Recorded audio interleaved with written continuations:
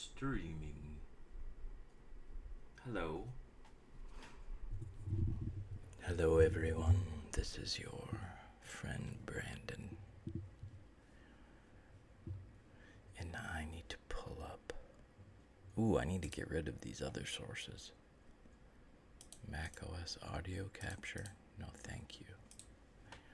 macOS screen capture? No, but we will get another one.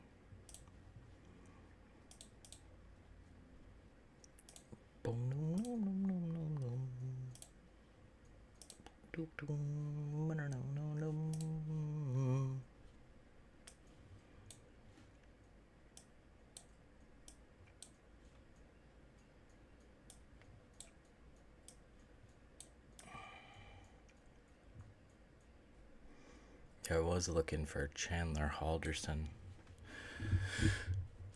content that was under Creative Commons so I can use it without getting a strike, and I couldn't find any, but I saw this, and this is just as good.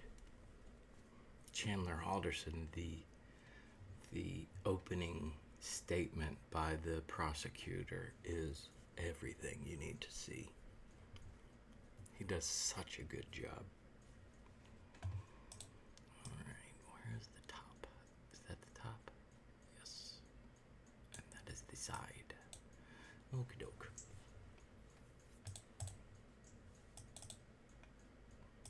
Dissect the body language of Michael Bevers as he's being interrogated. Sure, he and his brother killed his family. And we're going to dissect the body language of Michael Bevers as he's being interrogated. He and his brother killed his family. And Greg, tell us about the videos we're going to watch. Yeah, this is a great interrogation. Those of you who like the interrogation room are going to really appreciate it. Michael and his brother Robert are serving life sentences for the murder of 5 family members.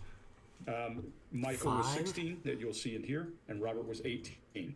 These guys killed their family between 11:40 and 12:20, and a short time later were captured in the woods behind the house, and this interrogation occurs within hours. Prescription medications? That's it. Well, man, I'm just kind of got thrown into this, so I was hoping maybe you could kind of just go back to the beginning when I started and kind of tell me what happened, because I need kind of the details so we know and understand what you went through and stuff. Okay, so that's I'm just kind of got thrown into this, so I was hoping maybe you could kind of just go back to the beginning when I started and kind of tell me what happened, because I need kind of the details so we know and understand what you went through and stuff. Sorry, I had to check the audio. I turned the main audio down a little bit. This audio. 2 months ago. Okay. So when we first really started talking. So when you say I will pause if I want to say something. Your brother? Yeah, who's this guy? What's his name? Like Hassan does. But dang, how do I keep it from switching? Robert? Okay, and how old is he? Just like 18. Okay. Alright, go ahead, sorry. A couple months ago, I figured that's when we started talking about borderline language and stuff like that. Okay. I didn't take it seriously. Yeah, so this kid with his brother, I guess, killed 5 family members. Like, how do they do that? They must have been like small children. But the parents, they must have had firepower. At first, but then he started buying like body armor and stuff. Where did he buy body armor from? eBay and Amazon. Oh, okay. Yeah, legal. Does he have a job? He did at my tech. He quit. So there you go. And basically, it just kept escalating. He kept being told, and he asked if I wanted to do it, and I said yes. So he got me my own set. Oh, okay. And then about a month, like June 30th, is when he came to me and said, found out that he can legally buy guns without a permit in Oklahoma. He could. Okay. And that's when he started planning. And All right, Greg, what do you got? So I usually talk about microcultures as being something very finite, like two people. And I started talking about that 20 years ago or so when I wrote a book, and I talked about microcultures all the way to macroculture. We're going to talk about two microcultures in today's show, because we're going to talk about a microculture between these two dirtbag kids that kill their family, who fed each other and fed each other and fed each other and turned into something horrible, and an emerging microculture between the interrogator and the source, the prisoner. And it has to be a microculture because you have to build enough rapport to transfer information. This guy is going to do a great job. We're going to start watching him. He just finished the intake process, meaning he's done all of his paperwork, signed all of his release, and now this detective does a classic. I'm new, you're going to have to help me out. Watch this kid. His respiration increases immediately. And Chase, you always talk, and I think it's hard for people sometimes to envision that when you're talking about breathing in your stomach, your whole body is opening up. When you get stressed, everything speeds up. Your breathing, your blink rate. Unless you're what do they call it, a romancer, where you're just staring at I forgot. You're just, everything speeds up when you get nervous. But some people, they refer to them as romancers, where they'll just keep their eyes on the target to see how you react. But otherwise, everything, all your body functions speed up. Your heart beats faster, you blink faster, you do everything faster. Jump beat. You get more than when you're talking about breathing in your stomach, your whole body is opening up. As you get more and more apprehensive, your rib cage gets to be an iron cage that prevents you from breathing as your diaphragm rises higher. And that's due to fight or flight. And we'll see it happen. And what you then are doing is breathing in the tops of your lungs only. And you'll hear him occasionally go, because he's got to push all that CO2 out so he can breathe again. And it's really cool to watch because you get a really good job of it. One of my favorite things we've heard in any interrogation ever is when this kid says we. He does Interrogator 101. When you say we, what do you mean? Don't leave anything on the table. This guy does a great job. And you watch, this kid does a sudden arm change when he feels threatened. That's not the comfortable, relaxed arms across your body. That is a very, very sudden change. Guarded. Anytime you got change, we know there's something going on. It's crazy, the book by Joe Navarro, What Everybody is Saying, explains in detail a lot about how subconsciously the body protects itself and these vital organs. So like we will protect our rib cage and it will protect itself. And he's talking about it right now, like your diaphragm raises. It's your rib cage is tightening up to protect the stuff that it's there to protect. We're not talking about an absolute, that when somebody crosses their body like this, it means that they're locking you out. But when they suddenly do it under duress or under questioning, then you find out. They're either blocking, having something in between you and them, just to subconsciously think that I have a barrier between me and you, or they're protecting their vital organs, or both. Listen to his words. I'm always a fan of source leads. What he emphasizes is stuff. Stuff. Listen, we're going to hear it over and over and over, and those are going to be keys to his story. You can poke and say, did the body ever get you in? And give him an opportunity. He also says, my own set. Everything he's pointing out are things that are important to him. And you can see him also doing some, when he started talking about planning, you can see his adapting, he's touching his face, and then the expression in his face goes to disapproval or distaste. And you just watch him, because he does a whole lot of barrier. He's going to change things. He says, suddenly doing and then his barriers increase. He starts to adapt. His word patterns shift. This guy's going to be cleanly aware of this because he's doing something I call cold source leading. Every one of those things he's making note of mentally. You can watch him and maybe even writing it down so that he can come back to it later. Scott, what do you got? All right, yeah. This is the perfect placement of a suspect and interrogator. They're not across the table from each other. The detective isn't too close. He's not too far away. He's just a little bit out of range of touching, but I'm sure the kid's leg is close enough where he can pat him on the leg if he needs to. But if he needs to, he'll work toward that and get over there when it comes time to close. If that moment arises. And I think it's a great opening, like you were saying, Greg. It bummed me out because you got the stuff part. He said, "I just got thrown into this. I need to know what you went through, and stuff." I'm new here. Can you help me? I don't know what I'm doing. Please tell me everything. Saying, "I need to know what you went through." He's trying to identify with this kid and get him to identify with him. He's going to start matching and mirroring to a high level here in a couple of minutes. And he gets rapport right out of the gate with this kid. So he approaches this thing like a conversation, and he slides into the matching and mirroring with his voice tone, his cadence, the words he's using, obviously his vernacular, and his volume, how loud he's talking. So we'll watch this develop, and he'll almost morph into a mirror of this kid as he goes through. This is how you should do it. It's the best example I've ever seen of somebody who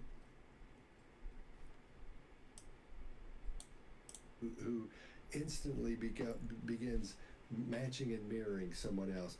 Everybody says, "Oh, it's all about mirroring." The matching part is when you start sounding like that person. You start using the same vernacular they're using. You use the volume, the cadence, same thing. You match all of those things, and you mirror their body language. That's the key. When you get both of those together, you create rapport instantly when that happens. It's a powerful, potent tool.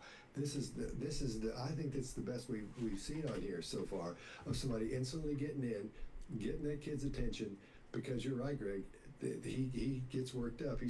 Which he would be in that case if he's not a psychopath.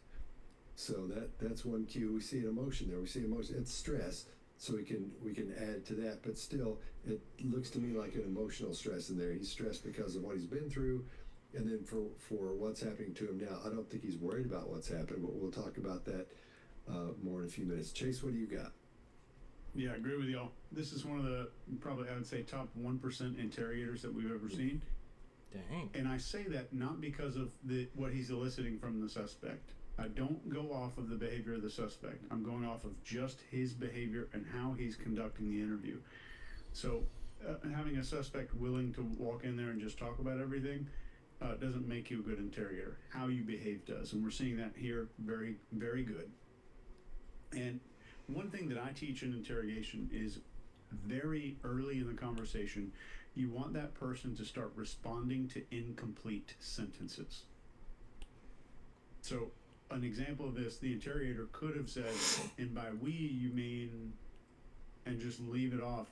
Them completing incomplete sentences is a rapid rapport builder as well, and it helps them to be more open. He's at 90 degrees, which is a great angle to be at. Like Scott, Greg all covered that. And he makes that admission. I just got thrown into this. An admission of naivete, lacking knowledge, makes it easier to ask questions, and separates himself from the investigators who are working on this, who are like really filled in on the case. Orange juice on the table is probably a bad idea. You can see that there's like some orange juice on the table there. There's several studies that show having somebody in an interrogation room in what's called a glucose deficit makes them extremely more suggestible and likely to... Did he really just say that orange juice is a bad idea because people are more... what's the word? Movable, pliable, when they don't have enough sugar? It's like, you're not you when you're hungry. It works in the interrogation room too, according to Chase. You're not you when you're hungry. Get that orange juice out of here, or we won't get the confession. Get that OJ out of here. Who's the idiot with the orange juice?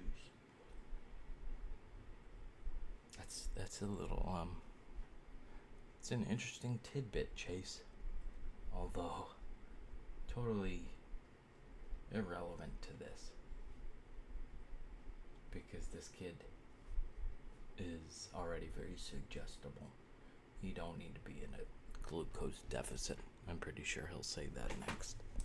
to tell the truth or to confess, and hopefully those are the same things. And in the study, they call this a measure of interrogative suggestibility. and glucose. Interrogative, suggestibility, interrogative. I used to think that that was just like an interrogatory sentence is one that ends in a question mark. So an interrogatory sentence is a question. I never put interrogation together with interrogatory. They're questioning you. They're asking you a bunch of interrogatory questions. Interrogative. Interrogate. Deficit. I plays a never huge put part those in that. together. So these are called baseline questions. They serve three functions. I shouldn't say never, because I wanna did. Enhance compliance. Number one, I'm getting them to comply. I ask, you answer. They build rapport. Number two, and number three, it's an opportunity to measure some baseline. So his baseline here is calm, is controlled, and is What I need to be watching is how to animate, especially how to animate mouths. Because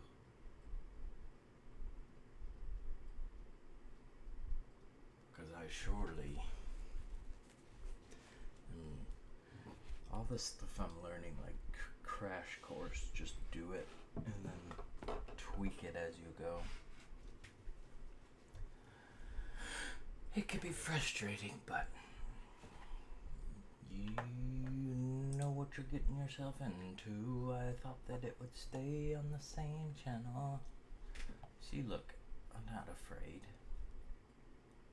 I'm not afraid of you people seeing my browser. I'd open up my history and show it to you if I could. I can, but no. gestures on the table as he's talking. I'm talking about the kid here, which we all call illustrators. Perfect. And they're timed to his speech. His breathing rate is already up, it's into his chest, so it might be hard to include that in some future analysis, but we'll continue to keep looking at it. His blink rate's pretty normal, so we know this will be a good indicator if we see it spike in the future. And his crossing his arms is a change, but I haven't seen the whole video. I'm just seeing him do this in one video. It's not a big enough change for me just looking at this one video to mean anything whatsoever. So it could be freezing cold in the room, or this could be some baseline thing that he does. If you see arm crossing, I'm just gonna draw another face. And then once we finish this video, I'll go learn how to animate. That guy looks so much like Harry Potter. Look, and I added a lightning bolt to his forehead, because I was like, damn, that guy looks like Harry Potter.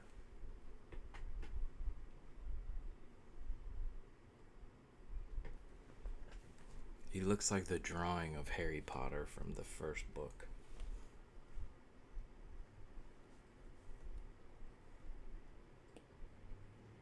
And here's Cain and Abel. This is my first real animation that I've ever done. It's Cain and Abel. And the sun, that's God. The sun is God.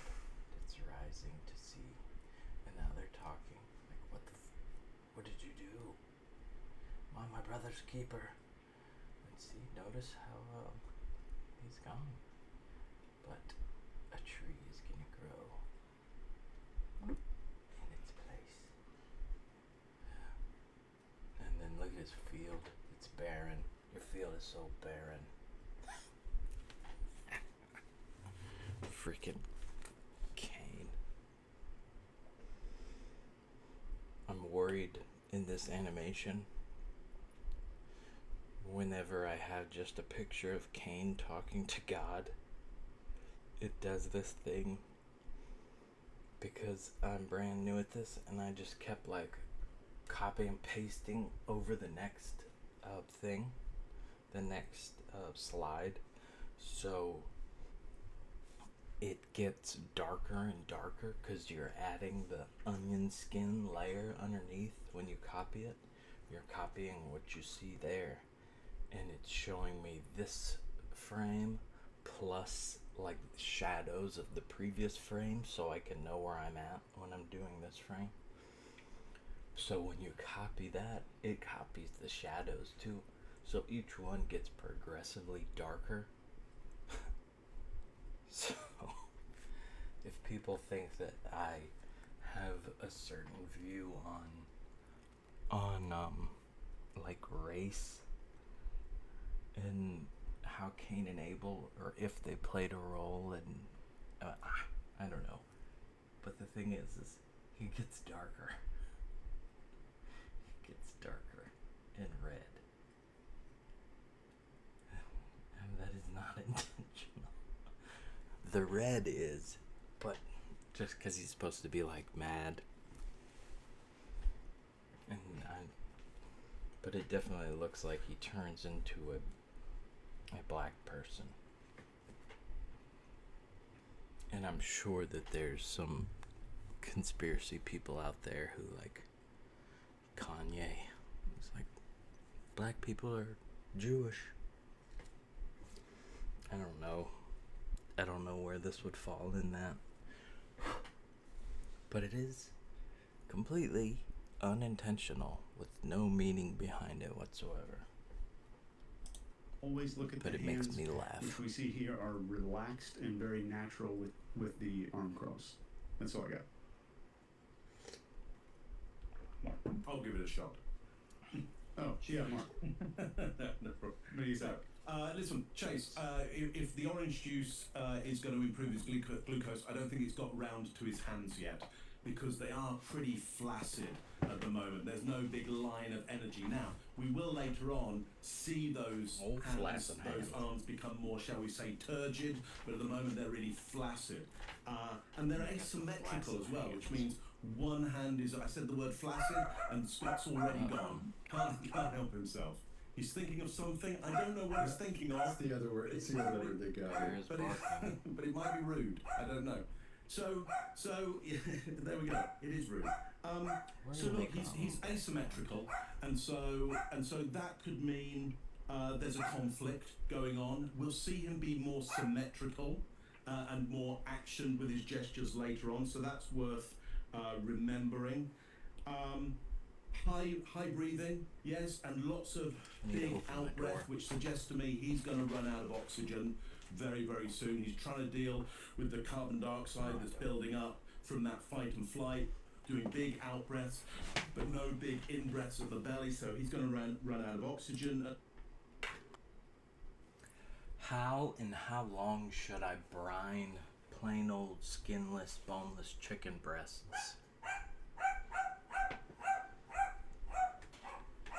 And if you're wondering why I got chicken breasts, it's because nobody likes them except me. For boneless, skinless chicken breasts, a simple wet brine works best to keep them juicy and flavorful.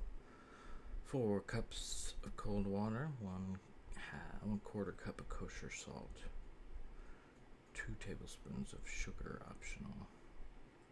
Yeah, easy. 30 minutes, 1 to 2 hours. Avoid brining for longer than 4 hours. Okay. Rinse and pat dry. Cool. Just salt the chicken. If you want extra moisture retention, you can also dry brine. Just salt the chicken and let it rest uncovered in the fridge for a few hours. That's what I'll do. The old dry brine. Thought Charlie was gonna have a conniption. He's like, these are chicken breasts. Nobody likes them. Do I freeze them? What am I gonna do with these chicken breasts? I said, don't worry about them. Oh my God. What are we gonna do? At some point. So at the moment, there's a conflict. He's asymmetrical. His gestures are soft and flaccid, which means that he's lacking in energy. So is this deceit? Well, no, it's probably more likely defeat at this point. He's already straight into this situation, and he already seems to me Why did Greg relatively lean back like defeated that? by what's going Oh, on. he And why agrees. wouldn't he be? It probably looked fairly bad for him out of the scene, I would imagine. And there's probably no way getting past that. And we'll see how this interrogation kind of lines up as we go along, and exactly what these people are looking for, which is not necessarily did he do it, but how many did he do, is probably the case. Greg, what are your thoughts? Mark, I think he had an encounter with Ren 1010 on the way as well. So I don't think that probably made him any more relaxed encountering a police dog. Right. Is that why he's got the medical? He's had some medical attention. Probably. Not sure, but he talks about the dog in the interview. So yeah. You don't want to get chased by them dogs. Because when they find you, the way that they let you know that you've been found, you don't have hands. And a lot of these are like Malinois. What are they called? Belgian Malinois. And their jaws are very strong. So when they find you, they don't grab you with their little paws like, hey, I got you, man. Stay here. No, they use their grabber. And this kid, he looks like he's like 30 pounds soaking wet. Did I just say that? Turning into an old man. I'm almost 40. That's crazy, dude. 12:35.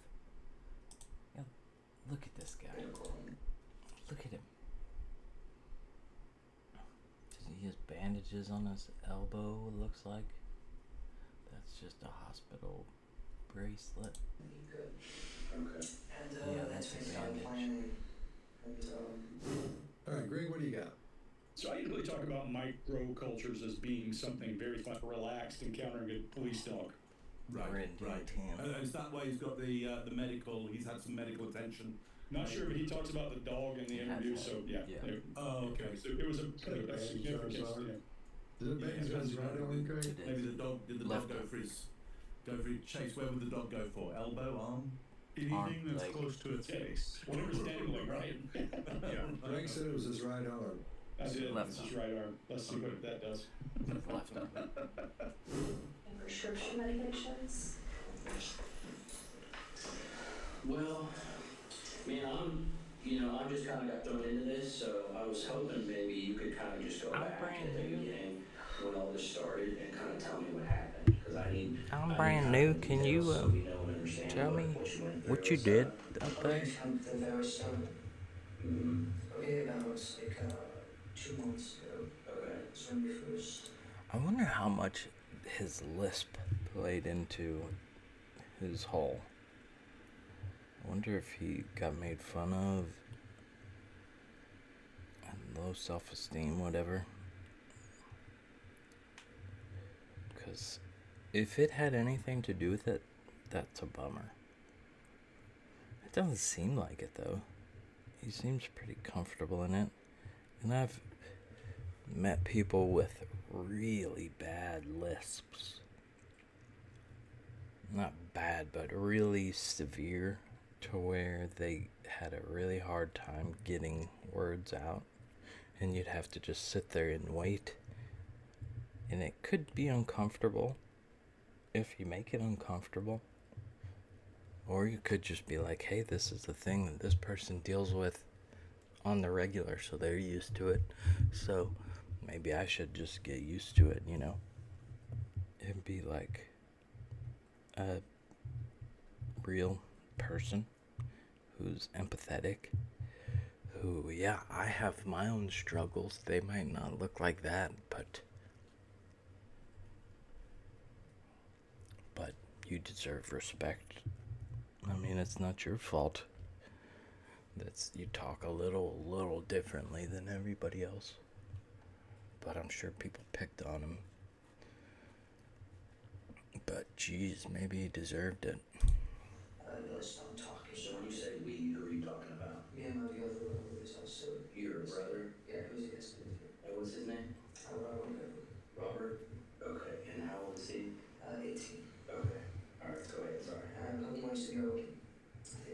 actually we started talking about Bourgeois and pitch and stuff like that. Okay. And I didn't take it seriously at first, but then Bourgeois and actually we started talking about Bourgeois and pitch and stuff like that. Okay. And I didn't take it seriously at first. You started talking about murder and stuff like that, and you didn't take it seriously. On the subtitles it said rampage, but body armor and stuff. Where did he buy body armor from? eBay and Amazon. yeah, that's if your kids are buying body armor, He did it and call the police. And basically it just kept escalating, it kept getting ruined, and he asked if I went in and I said yes, so that'd be my own set. Okay. And then about a month later, June Nice 30th, brother. is when he came to me and said, found out. Did he die? He must have. And that's when he started planning. And Now see, Greg just automatically calls him a piece of garbage because he killed his family. Yes, but also I think his brother was older than him and really influenced him a lot. Like if my brother was doing crazy stuff when I was like 12 or 13, I'd just be like, yeah, let's do it. Not. I like to think that I would draw the line somewhere way before this. But man, you gotta realize how easy it is to just say, it's my brother, I trust him. And yeah, let's do whatever. My brother had hot damn and peppermint schnapps hidden in his room, and he shared with me, and I was like, yeah, this is the coolest thing ever. And nothing bad came of it. That's where I guess you gotta figure out, okay, my brother wants to do what? Alright, nah, I'm not down with that. so let's go back real quick. We talked about the ammunition being delivered, making plans. Tell me more about making plans and what you guys talked about. Making plans, we all plotted every night.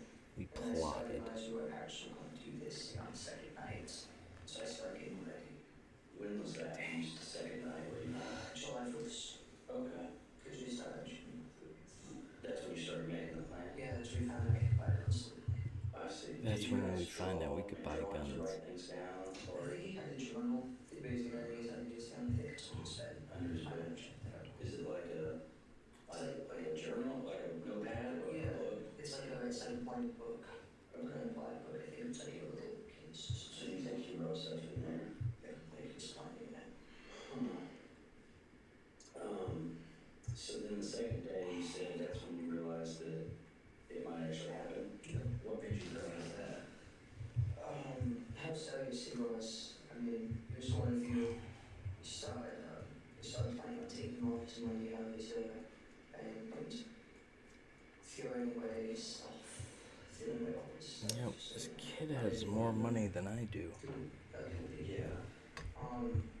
Well, mainly two reasons. I think it's because he just says he hates everyone. He thinks society is pointless. He is a misanthrope.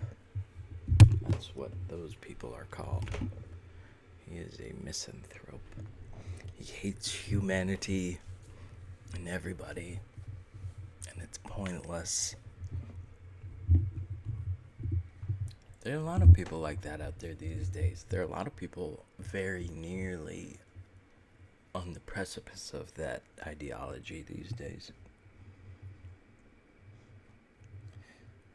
Because of social media, we get to see firsthand how, and it's like the news, like they only put out stuff that's interesting. And you know what's interesting? Rage bait. Rage bait is interesting. And it's like the most interesting thing. Like, show something they hate, and they will be like super entertained by it. So, social media has shown us our flaws to an unhealthy degree. And it's not really that bad, but we see all the really bad stuff and just assume. Man, I've seen 1,000 videos of this. This stuff is happening right outside my door, but there are however 100 million people here. It's like winning the lottery. Something like this happening. The loser lottery.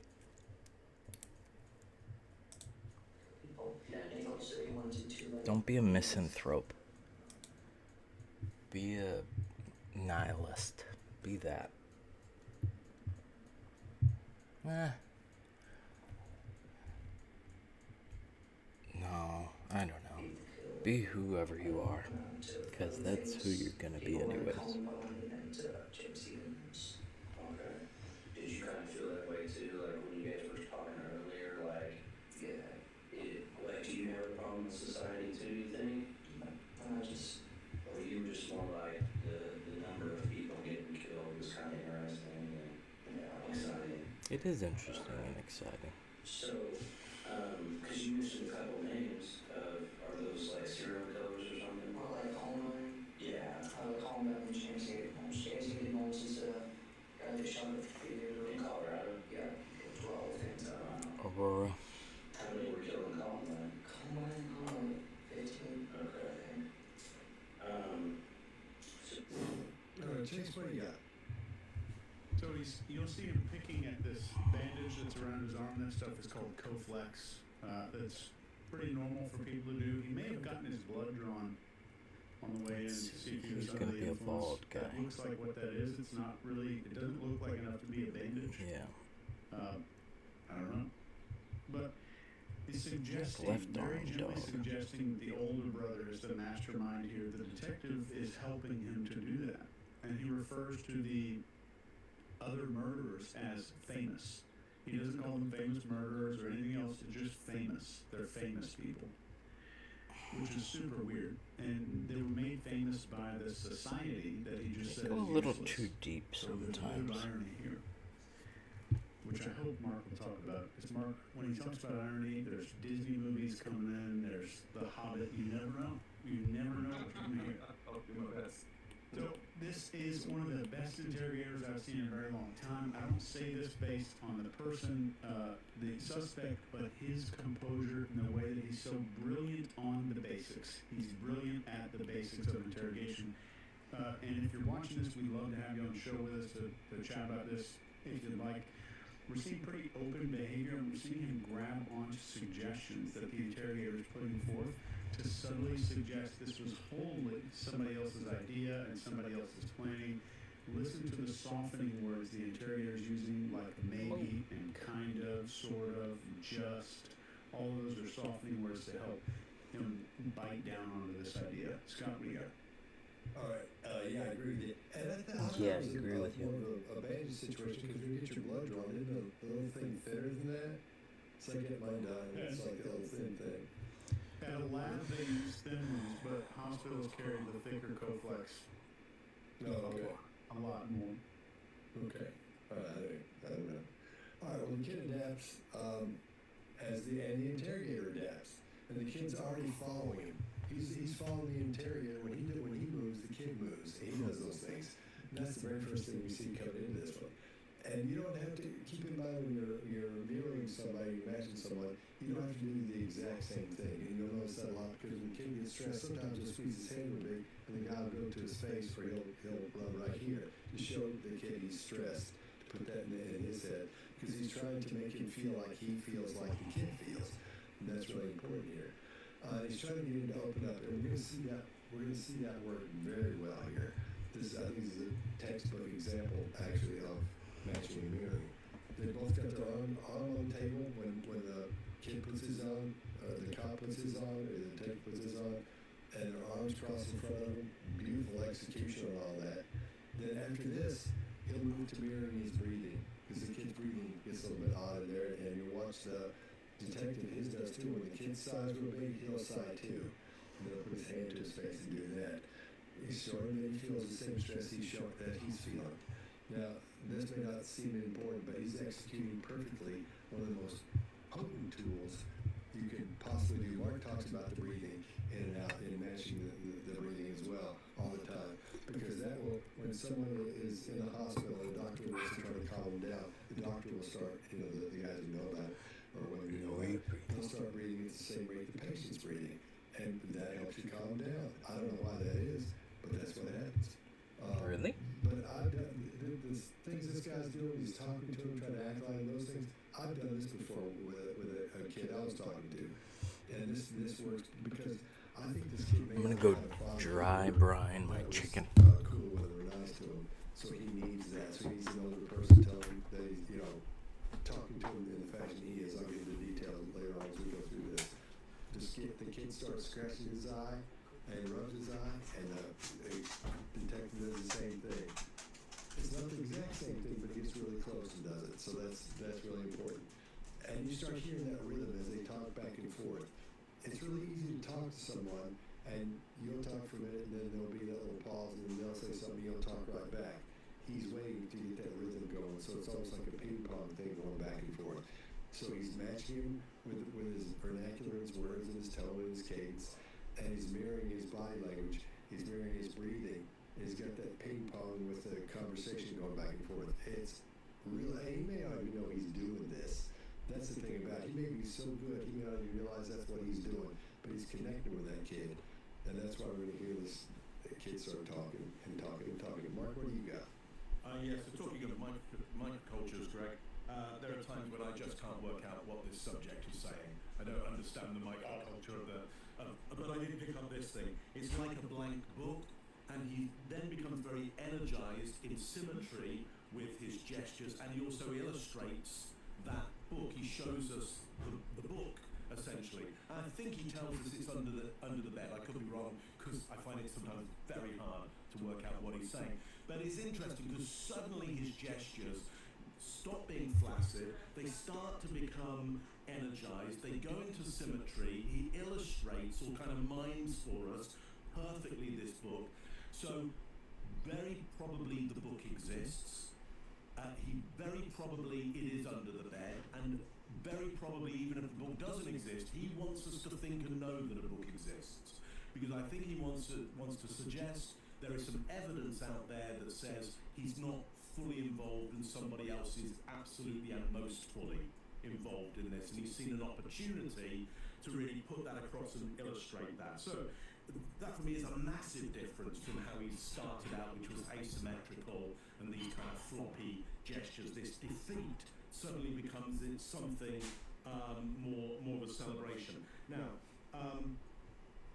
it's interesting that he talks about essentially the interviewer here for me feeds him the idea of that it's not about society, it's about numbers. Now, I don't know whether there's been some conversation beforehand or some information around that this isn't about a social grudge of any sort, but the interviewer seems to be putting this feed idea to him. It's not about society, it's about the numbers. Interesting that society, the grudge against society would be more kind of tropic of sociopathic or even psychopathic. You imagine those extreme, cartoon versions of the psychopath. They've got some, massive crazy grudge against society. At the moment everybody's trying to move away from that and go, it's just kind of a numbers game. You just want to get either status around that, or you like counting numbers, you like collecting things. Interesting idea. Let's see where that goes into. Chase, what do you got on this one? Did I go? Oh, maybe you did. Greg. Scott? No, Greg. Yeah, there it is. No, Greg. Yes. Mark, I'm going to go to the very last thing I have here first and then go backward, because you said something that is key. Many years ago, when I was dealing with people in interrogating, I remember one of the most interesting things I ever learned. A guy actually saying, well, if I killed a bunch of people, and did something, a terrorist activity, people will remember my name. If I just work the rest of my life, they won't. That's a different mindset and a different way of being. Killing 50 people, putting you at the beginning. And you have to be able to get into that psyche to be able to talk to that guy. Now let's back up a minute. Because I look the way I look, because I have a blank stare, people probably think I'm an aggressive all the time interrogator. Not true at all. Actually, I'm the other way. I believe that you have to get the person calmed down enough to be able to build rapport so that you can actually do what we do. The skill set of terrifying somebody is the captor's job, not mine. My job is to do something else. Now, if I'm captured, different story, and I've captured a lot of people in my life overdoing things, both in real war and in training. And the training, trust me, you wouldn't think it was training the way it was carried out. So I've seen hundreds and hundreds and hundreds of people react. One of the things we know is that when a person's brain is consumed by terror and fear, number one, they can't remember. Number two, they're going to say whatever you want to hear. And number three, nothing is reliable. So it's a waste of time at that moment. The other interesting thing is the human brain prioritizes input and stimulus when it's in terror. One of the best things we know is this kid is not in terror now. This guy has managed through what he's done to calm him just a bit so he can start building rapport. And you know how you know that? He's playing with that bandage. He wouldn't notice that bandage on his arm if he were in sheer terror because it's not a threat. And great example, one of the things when you're captured, often people don't realize their bladder is full until 15 minutes after they're captured, and then they're start begging for the bathroom. You know that their fight or flight is starting to tone down, and you can go over and talk to them. And you can start to get some control. You're also giving them relief. So there's a lot of things that go into play here. Watch this kid. This guy's been so good that this kid becomes non-confrontational and non-judgmental. He can see he's non-judgmental, so he opens up. Look at his body language, Mark. Exactly what you said. He asked him a question about a book. He accesses over, hey, he's remembering this book. Then he starts defining the book with his hands. And I think this kid is opening up because he thinks now he doesn't feel any connection to this guy, so that he feels like he's embarrassed to tell him what he did. That's a beautiful place to be. Once you get to a point where the person's embarrassed, now you lose some ability to get information out of him. He's not there yet. He still feels like it's okay to talk this way. We'll watch that change through these videos. When he's doing this, it's likely his first idea of awareness of what's going on, and he's comforting himself. We all said that. And I agree with you, Chase, it could be co-band over a piece of gauze. It could have scraped his elbow, who knows, but I do agree with you, it's some co-band stuff. He does stuff, again, so he's emphasizing stuff when he says something, which probably means that means something to him. We gave our stuff away, so the game is over, we're done. He does some emotional accessing and touches his face. Now this interrogation thing, as you start paying attention, you get to see what a good interrogator does. He's trying to disarm the guy, bring him down to a comfort level, create enough rapport, the guy feels safe talking to him, and just wait and watch what he does to him. This is the easy part, waiting for him to calm in. But knowing when and how to talk to the kid so the kid starts to feel you, and you can say, hey, man, I get it. It's better to do this than sit in your house and nobody know who you are. And you can see he's not judging. He's doing all that other stuff that you guys are talking about. I agree with you guys 100%. And the last thing you see is this kid. I work with New Yorkers all the time, and New Yorkers will have a tendency to talk at the same time. Pretty common. This kid's doing that with nonverbals. He's going and confirming the guy's question before the guy finishes. Chase, exactly to your point, he's being trained how to respond, and he's doing it quickly. So let's go back real quick. We talked about the ammunition being delivered, making plans. Tell me more about making plans and what you guys talked about. Making plans, we applied every night, and I studied as we were actually going to do this on the second night. So I started getting ready. When was that? You used the second night? What do you mean? July 1st. Okay. Because we started. That's when you started making the plan? Yeah, that's when we found out you could buy down slowly. I see. Did you guys make drawings or write things down? Or He had a journal. The basic ideas how to do stuff. I think it's under his bed. Under his bed? Is it like a journal, like a notepad, or Yeah, a book? it's like a blank book. A blank book. I think it's like everything. So you think you wrote stuff in there? They can explain it again. All right. My So chicken you is said- brining. You said that's when you realized that. I did a dry brine, What made you realize that? and it is 3:37, Just going to feel so it will be ready in time for dinner. feeling Let's set it in threw away all long. this stuff just so you know. Why did he want to do it? Kill me? Kill people? Yeah. Well, mainly 2 reasons, 5:30 I think. It's, because he just p.m. like, says he hates everyone in society's pointless, and so we're gonna hate people. And he also he wanted to like beat. I see it. If you think society is pointless, the next logical step is not just to start killing everyone.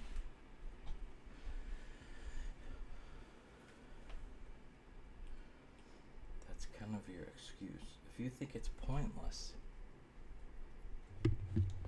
then you make better plans. Do something better, bigger. You know? If you think that it's hopeless, then just go be hopeless. Why, I've never understood it. Like, I've been a drug addict all my life. And a lot of these people, like, I mean, if you're on meth, then your thinking is probably pretty whacked. If you've done it for long enough. I'm not saying that you're a worse person than a heroin addict, but it is likely to cause you to act a little more irrationally than, let's say, a heroin addict. But still, you get so desperate. But I have never once thought I want to hurt someone else. Oh, it's Lana. I thought it was Bella. Never once thought that it would make anything better for me to hurt someone else. Like, that would make everything worse. I'd feel worse. Obviously, they'd feel worse. I don't get it. People are like, oh, drug addicts. Or people with mental health problems. Yeah, certain kinds. But, man, I fit into a lot of those boxes, and I've never wanted to hurt another person. Unless they were like, I mean, I'll say something snarky. That's about as far as it'll go.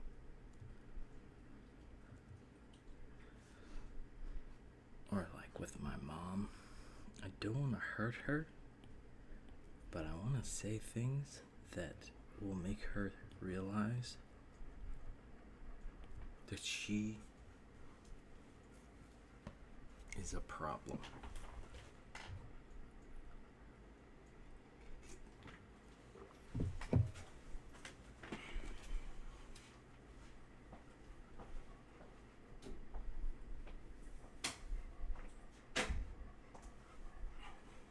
Oh, sorry. Yeah, so maybe I don't want to hurt her, but I can't be tiptoeing around her feelings because she bulldozed my whole life schema by trying to convince me this lie.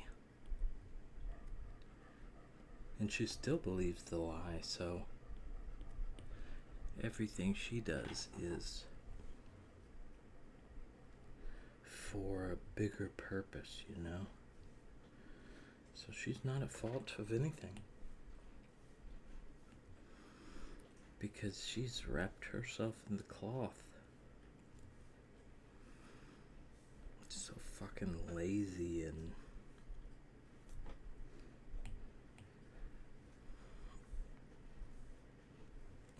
it's pitiful, honestly. I have no respect for her whatsoever. And she has none for me. She has shown that to me.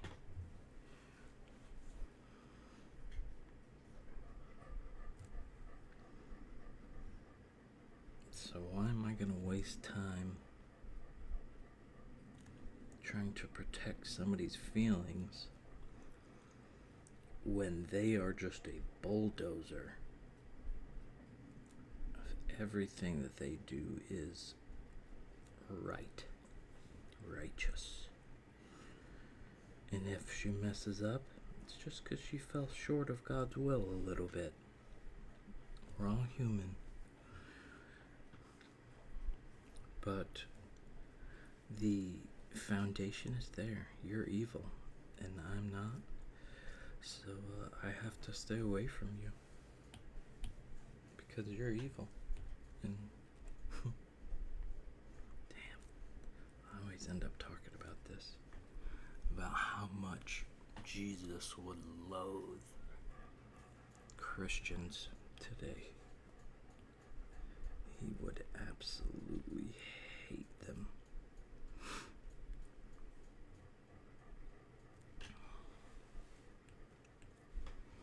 I'm convinced that there are three kinds of people in the church. The suckers, like my mom.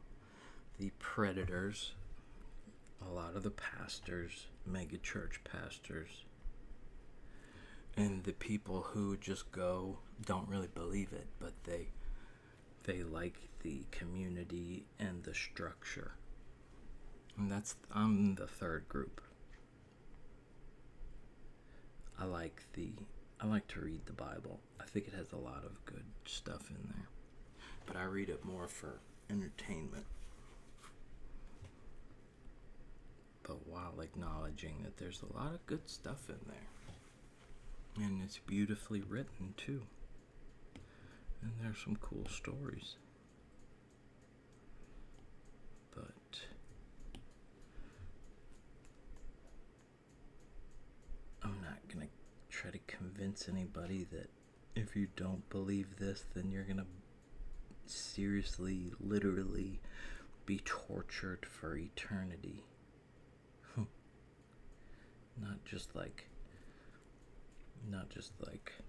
shoving bamboo shoots under your fingernails either, although that would be terrible. You will literally burn and heal yourself and burn and never die. They thought of the absolute worst punishment to scare people with, and damn did it work. So if I seem a little brash in my communications with you, it's just because I think you can handle it. Your delusion is so strong that nothing can move you. And you deserve it.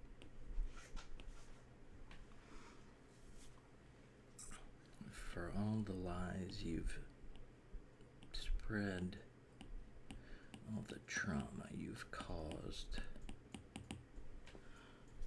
in the name of being holy.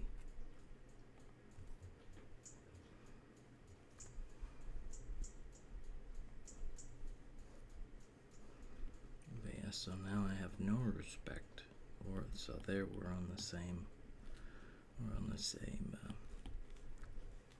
level there. She has no respect for me. I have no respect for her.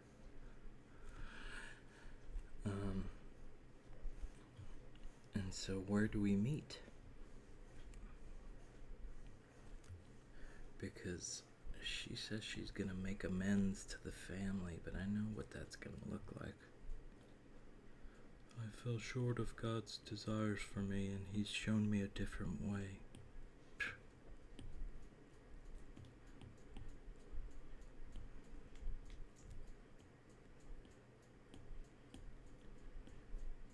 Nothing that she did. Her beliefs aren't wrong. She fell short of those ideals. Imagine that.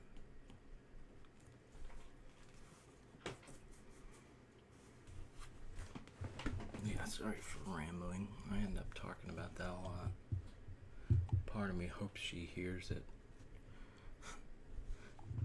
Part of me hopes my grandma doesn't watch this.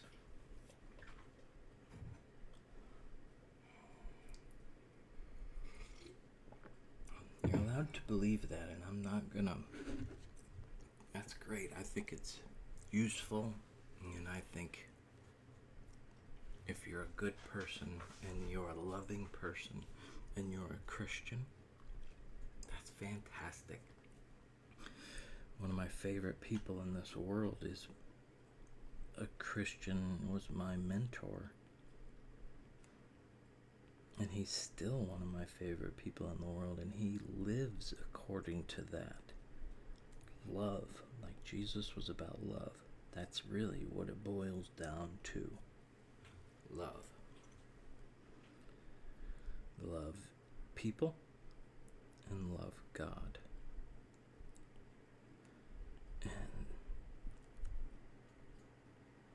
And my grandma does that so well.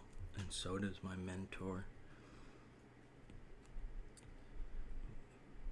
My mom, though, because our relationship broke off because of religion, there's no just like, okay, let's forget about all of this, because she has to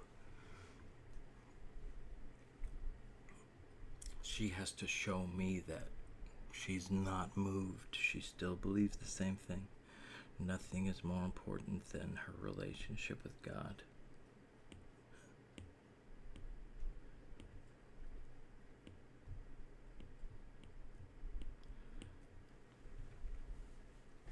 So, she does a shitty job at loving people. You know, there's no kind of love. There's no kind of hate like Christian love. I'll be praying for you. God whispered to me. Oh, did he whisper to you? Really? Did he tell you that you're...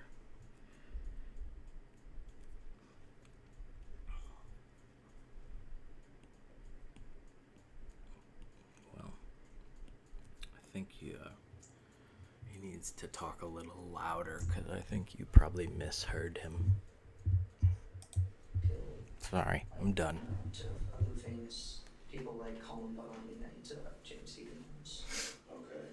Did you kind of feel that way too? Like when you guys were talking earlier, like, Yeah, like, do you have a problem with society too, do you think? I just, Or you were just more like the number of people getting killed was kind of interesting and exciting? Okay. So, because you mentioned a couple names of, are those like serial killers or something? well, like Columbine, Yeah. Columbine and James Stevens. James Stevens is a guy that shot up the theater. In Colorado? Yeah, he killed 12 and, Wow. How many were killed in Columbine? Columbine, I don't know, like 15, Okay. I think. So, okay. So then kind of what happened is, I mean, you guys started getting all that stuff together and Yeah. throwing things away. Yeah, we doing the whole packages and whole stews, salads, all that stuff was going to get everything was on. And so we set a date. So was the plan,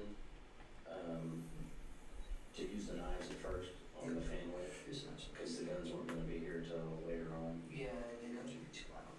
Oh, I see. So, we'll use the knives on the family, which obviously did not go as planned. Yeah. I think, Yeah, I just sort of the red soda's right now, but we didn't put one. I think, yeah. Did, so then you picked a date, you said? yeah, which was yesterday night, so it was the date. Did you pick a time and everything? Yeah, at midnight, we were sitting when he was in bed, so, So how did you guys know? He just came and got you, or you got him, or was you? we were hanging out, that team waiting. Okay, and so. How'd you pick the date? It involved, with packages and stuff we have, because all the ammunition, he didn't want them to see that. So we killed him the day before the ammunition came out, the day after we moved. Do you guys not like your mom and dad? I mean, is there, I mean, most teenagers don't like their parents, so I can understand that. Yeah, I mean, mom was okay, but dad was a little bit.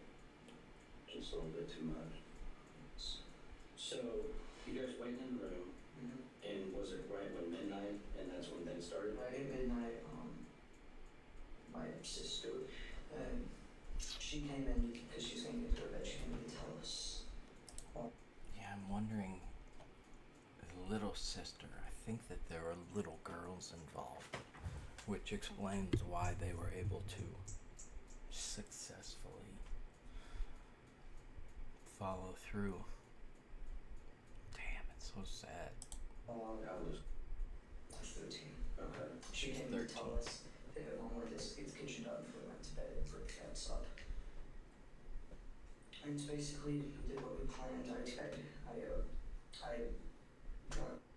my desk. And I had to look at something to this guy to go up to grab to slip with you. All right, Greg, what do you got? Yeah, here's another emphatic exhale when he says, set a date. He's very emphatic about it. I think this is part of their whole plan. But when you listen to him, he's talking about people. There's no emotion at all, no emotional eye accessing, nothing. I don't think we're seeing any feeling for these people. He shows stress, all that eye rubbing. There doesn't appear to be any remorse, sadness, or anything about how he's perceived in this room yet. Greg You is see that change, but right now, he's just talking like this is a video game.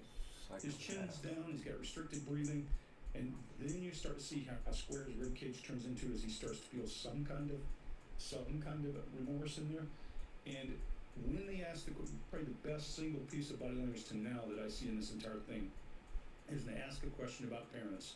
There is absolute contempt in this kid's face when he's talking about parents.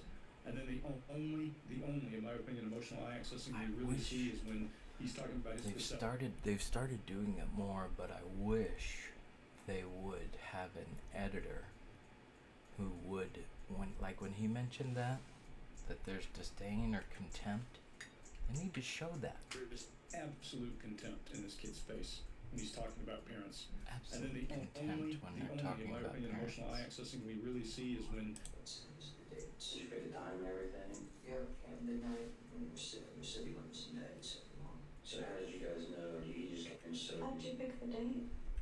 He didn't want them to see that, so we killed him the day before the ammunition came out, the day after we moved.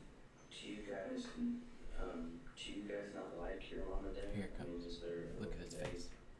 I mean, most teenagers don't Oh. like their parents, so. You see that? He did the kind of like throw away, like, yeah, no, of course not. So I can understand that. Yeah, I mean, mom was okay with that, was a little bit. Just a little bit too much. It's that. It's the disappearing lips. He's like, yeah, you know, Dad. Yeah, I hate him. So you guys waiting in the room, and was it right Okay. when midnight, So, yeah. and that's when things started? Right at midnight, And see, I forget. Excel spreadsheet somewhere. People are all huge with and emphatic behavior. We call that a source lead because the only, in my opinion, emotional eye accessing we really see is when he's talking about his perception of them. And he also says something about his sister, and she came in to tell us. That's another aggressive thing pushed out of his mouth with a lot of strength. When I say a source lead, when you're talking to a criminal, a prisoner, an intel source, and they bring up something with a lot of emphatic behavior, we call that a source lead because we know that needs to be exploited. And there are two kinds, hot and cold. A hot one means I go at it right now. A cold one means I put it off and bring it back up later. I would call that one a hot lead. I would ask a question, but he's good and masterful at not angering this guy. And I think either way would have worked. This kid is starting to bond to him now, and that's an important part. Chase, what you got? yeah, so the behavior we're seeing throughout this is pretty abnormal. And from what I've been able to learn, they dealt with extreme isolation and potentially some abuse. They were kept inside. They lacked a lot of social skills and social connections with people in the real world. And at this age, boys are struggling hard with identity and impulsivity, and they have testosterone levels that are just through the roof. And we could also be seeing what he sees as an authority in his older brother, and this was likely a factor no matter what else we see. and being psychologically vulnerable at that age, with that state like that, and not being connected, which could come from any number of disorders, abuse, neglect, and even genetic factors. It does one major, huge thing to kids at this age. It makes them seek extreme solutions to simple problems.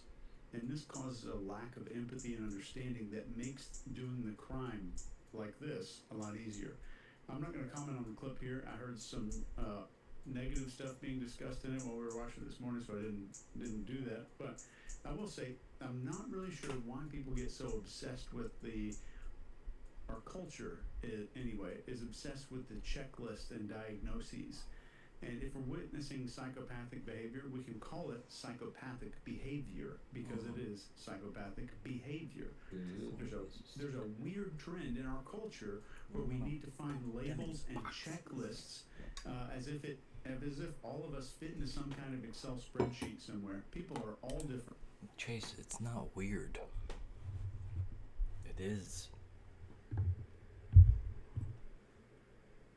It's not weird. It's completely understandable. Ineffective, yes.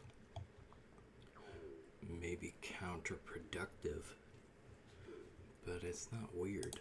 And I think it's a critical oversight that really undermines our understanding of psychopathy, and it favors this simplistic, flawed labeling system that gives us a placebo of feeling like we understand something about the messy truth of just human life in general. The psychopath checklist is a model, and as Mark says all the time, all models are useful, or all models are wrong. Some models are useful. Mark, what do you got? Yeah, couldn't agree more. Greg, to your stuff, yes, you're absolutely right. We then get date, and we also get planned, and us. And so, it's interesting how we're getting a lot of stress there around some of these mundane things of what and where and when. We are getting some people, but the people tend to be us. And sort of things, events, not so much people and feelings.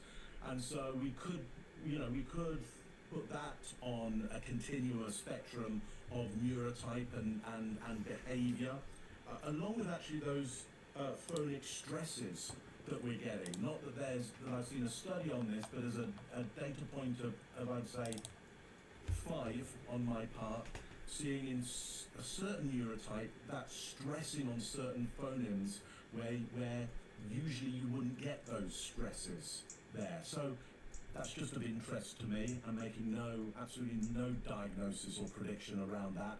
Just the way I went, heard that stress somewhere before. Anyway, interesting you say, Chase. It's messy, it's muddy, it's real life. It's not film or TV, which isn't messy or muddy. The great thing about film and TV is it's not a crossword puzzle. You should be able to get it right. You sit down, you watch it, you get fed it, and you go, and I see what's happening here. I even dislike those kind of whodunit things, because I'm like, just tell me who did it. Yeah. And let's get on with it. That's why Columbo's so good. They get it to you in the front, and then work back. Right. Which is so different from real life, where you don't know up front, and you don't know during it, and you get right to the end of it, real life, and you're like, what happened there? I have zero idea what went on there. And I think, as I said before, when confronted with this not knowing, you're either happy with that, or you get really angry and upset that you don't know, or you make up a whole bunch of stories. And I think, some of these models, Chase, are great stories for people to jump on top of and go, well, okay, let's put them in this box, this story of sociopath or psychopath or this or that, or, whatever you want to bundle people into. Look, nothing wrong with that, just so long as you go, okay, it's possible. It's only a model. It's only a model. Anyway, everybody wants a simple checklist for a monster, though. That's just Yeah, I agree with you. And the thing is that, like you were saying, Chase, they'll see this guy and think automatically right out of the gate, how could you do that if you weren't a psychopath? That's the thing. Sometimes it takes a year to diagnose somebody being a true psychopath, a clinical psychopath. So you can't just call it out of the gate. I'm so glad you said that because it gets on there's my no need last to. nerve. Right. No, There's no need. no, He's a killer. Doesn't matter Yeah. what brand of killer Yeah. it is. He killed his family. yeah. And speaking of He's Columbo, back. speaking of Columbo, the other day when I was coming back from when we come back from Dallas, right? And I've told Greg this already. So anyway, this woman sat next to me. She's from Phoenix, Denise. Hi, Denise. I know you're watching because we talked about this. Denise and I talked for a while, and I really wanted to watch Columbo, right? Because I downloaded that from that channel, Watch It for Days. And it's all these Columbo episodes, and this girl goes through and she tells you who all the actors are, what was going on in Peter Falk's life at the time. It's fantastic, and I watch all of them. So I finally got to where I could disengage from the conversation. I had my iPad up, got it out, and so I saw a lot of movement over here with her. And we're getting really close. It's getting really bumpy, really bumpy. And it wasn't the roughest I've been on. We've all been on those planes that everybody else gets horrified and we don't. And they're like, "Why aren't you scared?" You're like, "Is this thing gonna crash? The odds are in our favor." So anyway, I'm sure they said, when I saw everybody putting their things up, so I always put my iPad down and I put it down near my lap and I flip it back up so I can watch it. I continue watching whatever I'm watching. I'm that guy. So we land, right? And I'm sitting there watching Columbo. And as we land, I catch out of the corner of my eye, she's still moving around a lot. And she starts doing this Catholic cross thing, right? And I'm like, so I take off my headphones. I'm like, "Dawn, what's going on with you? What's happening?" She goes, "The engine. I'm just glad the engine worked." And I'm like, "Yeah, why would the engine work? Obviously these planes are great. They're built to take off, land, and go through a lot of stuff, storm." She said, "Did you not hear what the pilot said?" I said, "What are you talking about?" She said, "You didn't hear that." I said, "No, I didn't hear it. What are you saying?" She said, "Our engine wasn't working. We had one coming in." I said, "What are you talking?" I looked around. Everybody else was like crying and holding things and talking and praying and all kinds of stuff. I looked out the window and the ambulances, the fire trucks, all that stuff's out there. We're just sitting there waiting. Can I ask, Boeing or Airbus? No, it was Airbus. So you know why that happened, Scott? Because you're talking smack about helicopters just before that. Yeah. That's right. That could have been. But I went through that whole at the luggage thing. People were hugging. They've been friends for life and all that, So I missed the whole thing watching Columbo.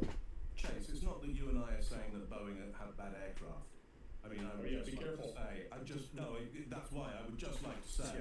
It's supposed to be a Boeing self-portrait, have but it looks very good nothing aircraft, like me. And I'm always very happy. Oh, I forgot the to, glasses. uh, Just throw on some blue glasses. Don't shoot me Boeing card as well. And so it has to look like me. So everybody knows. We should do that video of the guy. Doesn't get shot.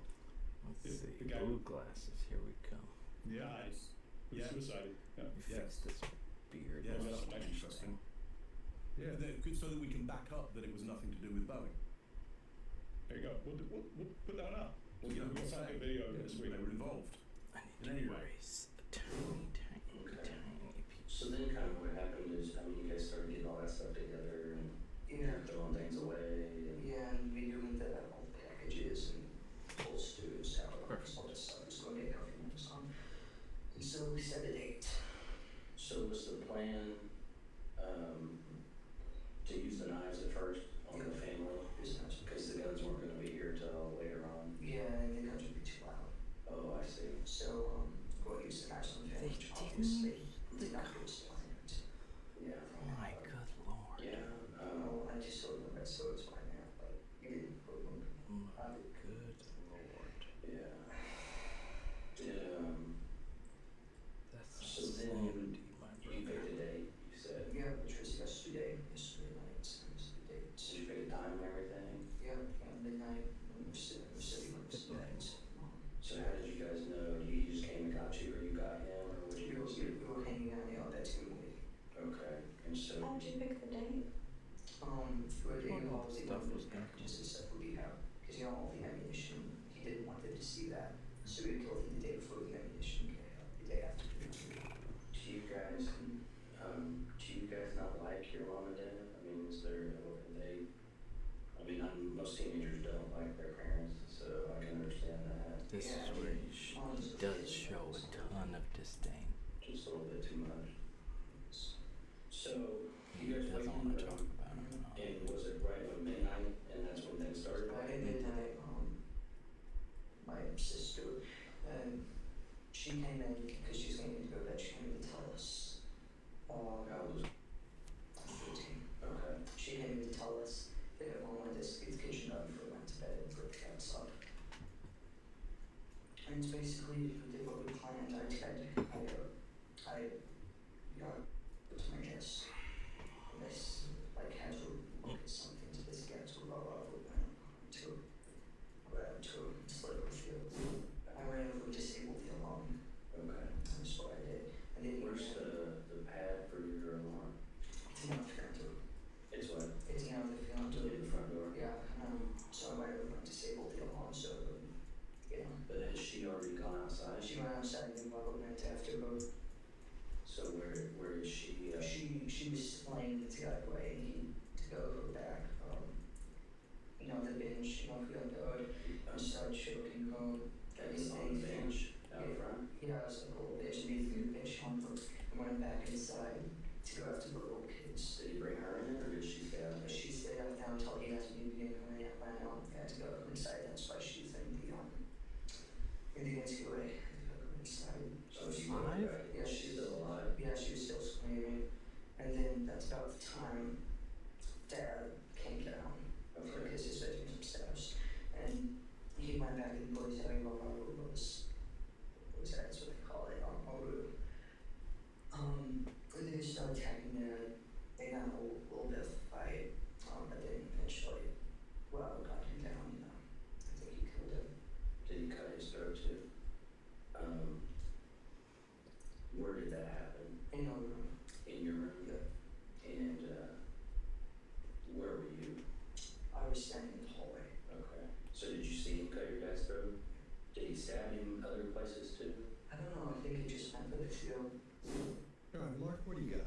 Yeah, look, very simply, I find him casual and nonchalant in his behaviour around the killings, yet at the same time, there's a lot of asymmetry, there's a lot of eye blocks, the lines of energy are broken, it's kind of, there's a sense of defeat, his breathing is high, there's some closure that happens around the mouth over areas.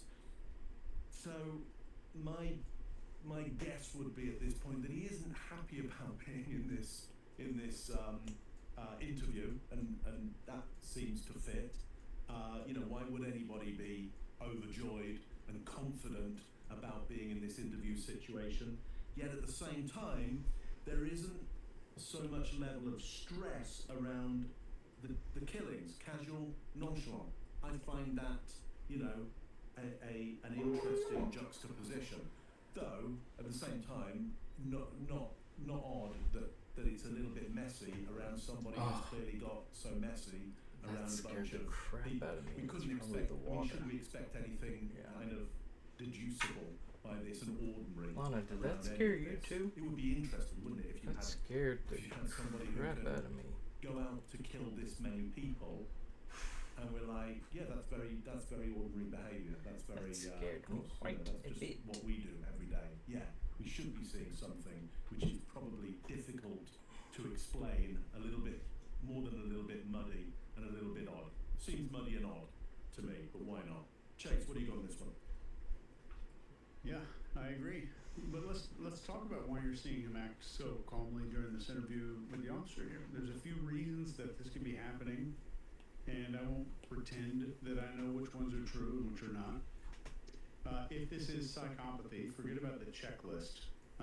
But we are seeing somebody who has a total absence of guilt and remorse. Second, if the shooting was planned for months or weeks, this experience of being arrested and interrogated was expected, planned on, and anticipated. So there's no fear because the future is certain. Fear comes from uncertain future. If you think about that, that's what happens there. And he's not trying to deceive anybody necessarily. He may be trying to minimize a bunch of stuff, but he's not making up a ton of lies and fabricating an entire event. The third reason could be shock and dissociation. It could be going on. It's a psychological defense mechanism that helps people cope with some seriously overwhelming emotions just by detaching or unplugging us from reality. So dissociation manifests as outward calmness, even if the person is experiencing lots of internal stuff going on. That's all I got there. Yeah. Greg, what do you got?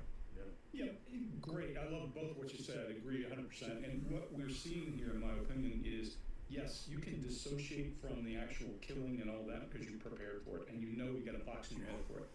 But I think he's having a hard time, and Mark, what I think you're seeing is he's having a difficult time with the other part.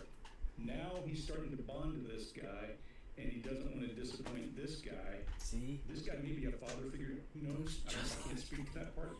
But you can see, I've been in many interrogations where a person's done something, and they'll tell you they've done it, but when it gets down to the nitty-gritty, Me and Dave Bautista had a baby. they don't want you disappointed with them. They don't want your judgment. And this guy's not been judgmental to now. There may be part of that occurring. So that, for me, is really interesting because it means the bonding is taking place very effectively. And I think, Scott, you said earlier, all that matching and mirroring has been powerful. And the kid is not being judged. And if he feels like he's not being judged, but there's potential to be judged, then that creates a kind of fear that will show itself here. So, for example, all this incongruent movement and all that, Mark, that he's showing. I'm doing a dry brine. How long should I do that? Care about what he's already done. And Chase, to your point, dissociation would give him the ability to compartmentalize that. But this stuff he can't. Because we see, while he's got no emotion at all, you see that respiration increase. Like, you would expect that talking about killing your mother would do that, not the other way. And listen to him when he says about the mother. Yeah, she was an entryway, almost like saying, yeah, I left my bike in the rack in front of the school, that casually. But he's certainly feeling some anxiety about something. Scott, What I was referring to is the dissociation from trauma and dissociation being a trauma response. yeah, for sure. And that's what I'm saying is I agree with you. That dissociation is related to the actual act, but that doesn't protect him from this, from being afraid of letting somebody. So I agree 100%. I think he probably was all ready for that, and the dissociation compartmentalized and pushed that away. But he's not ready to disappoint this guy who's just been friendly to him. I just mean that there's a potential for him to be in a dissociative state at present. Oh, for sure, yeah. Sorry, keep going. So on the replay of this, when we go back and you subscribe, watch their hands and mouths. They do the exact same thing, almost perfectly. They're matching and marrying each other perfectly. They're both rubbing their fingers at the same time. All that. Listen for that rhythm again with the conversation going back and forth. You're seeing two people locked in. You're seeing this interrogator is locked in with this kid. And it's beautiful. I know I'm leaning hard on that, but it's fantastic what he's done here. It's so hard to do and do it well because you can't do it with everybody. You know, this kid's not trying to come back on him. He's not trying to do anything. He's just puking up information everywhere, and that's why. Because once you're in it, you feel like you're building this relationship with this person. That's what happens. You feel like you're becoming friends with him, so you've got to trust him. You've got to tell him things.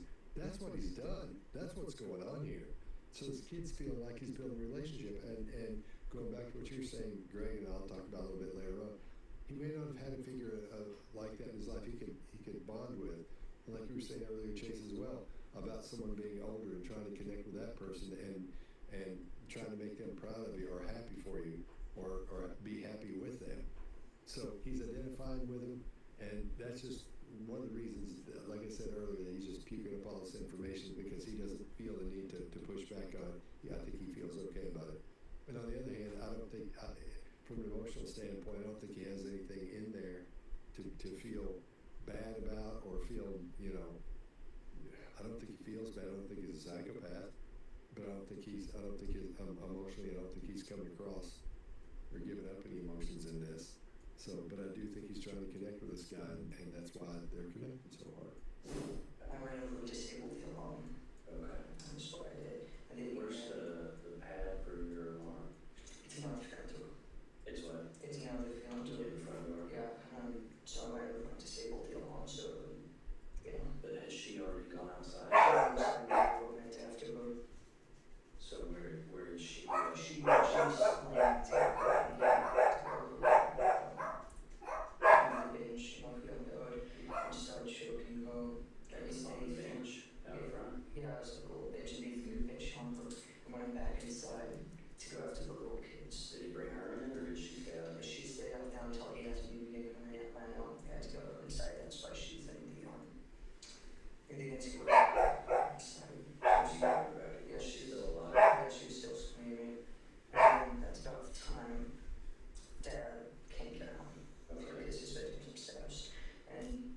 went back to the police and I wrote over this.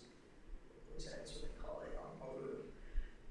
And then they started attacking them.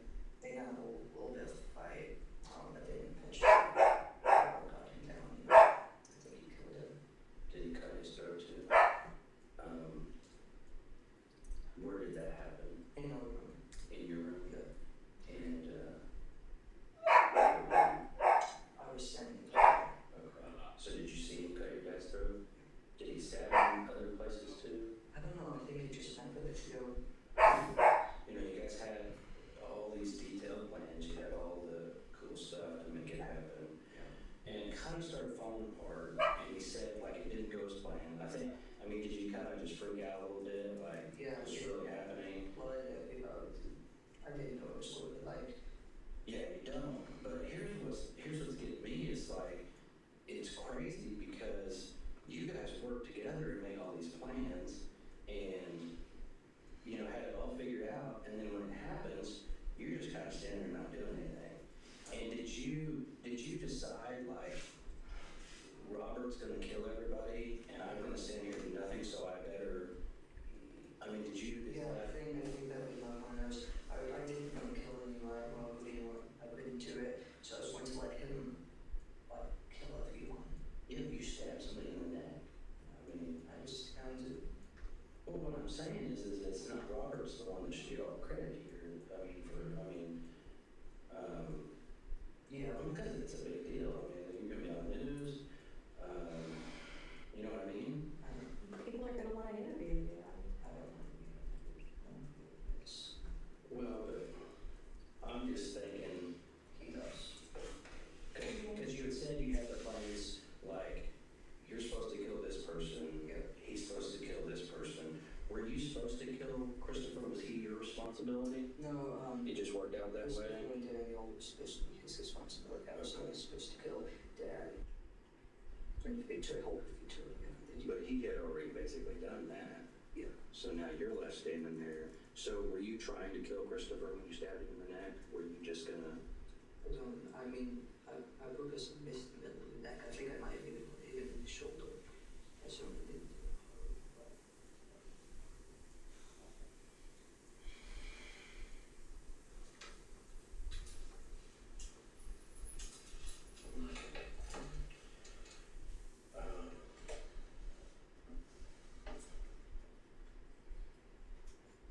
So, originally, your responsibility was Victoria and Dad.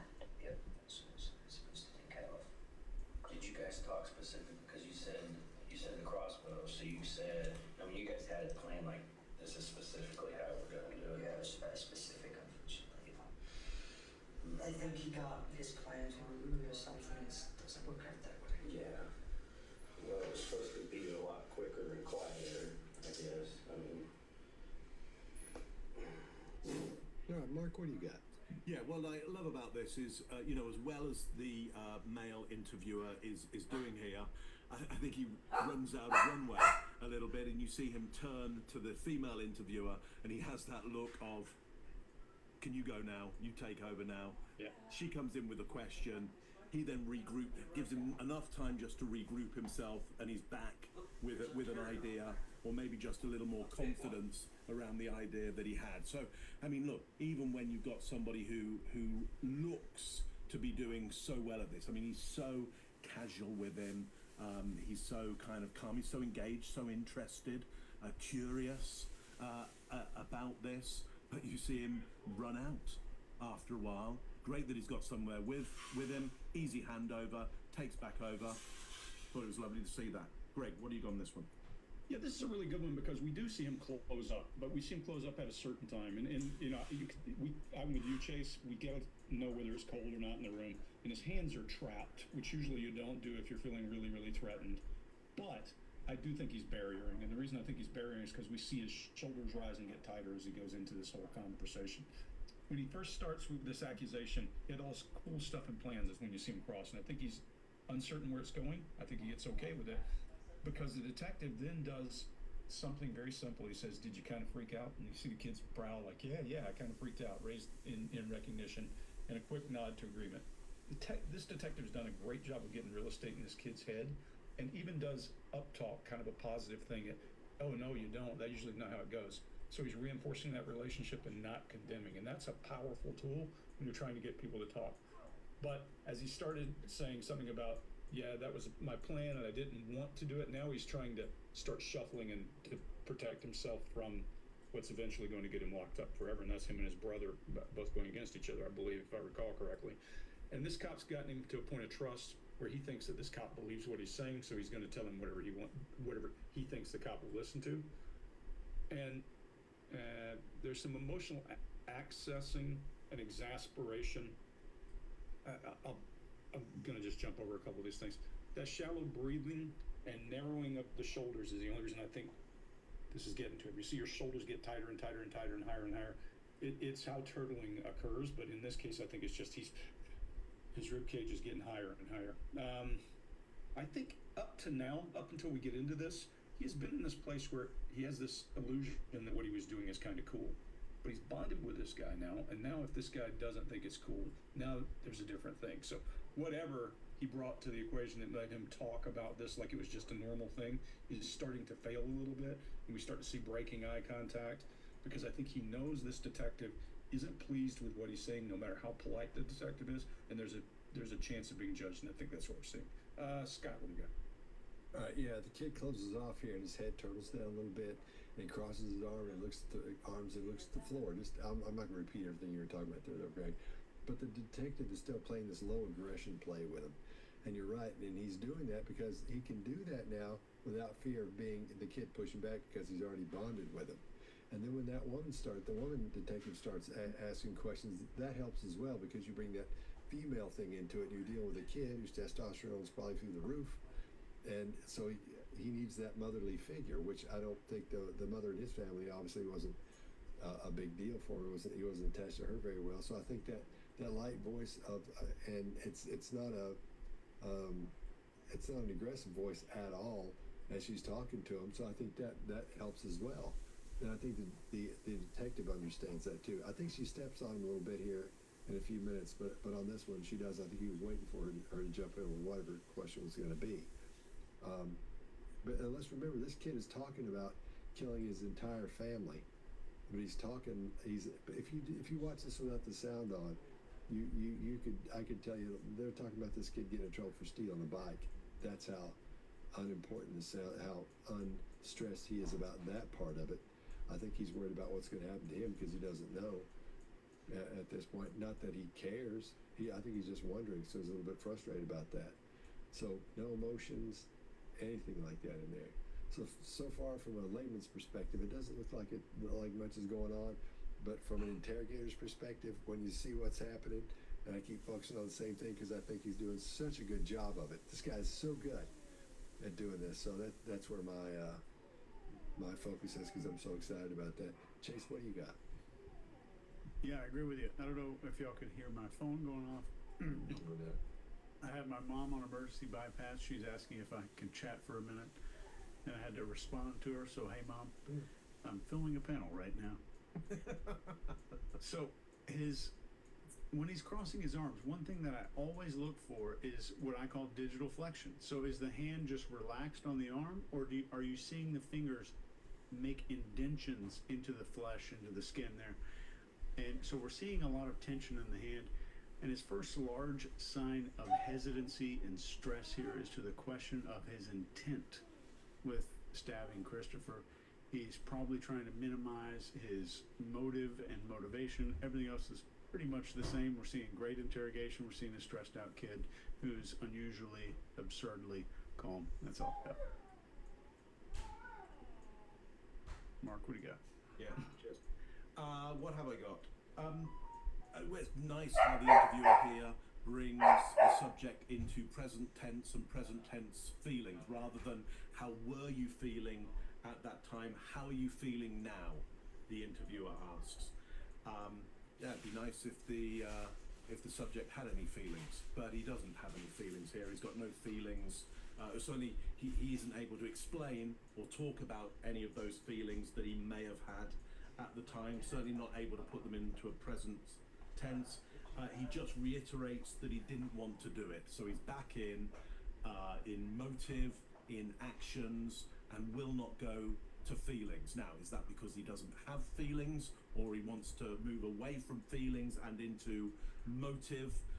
Both could be a possibility. Probably both are a possibility.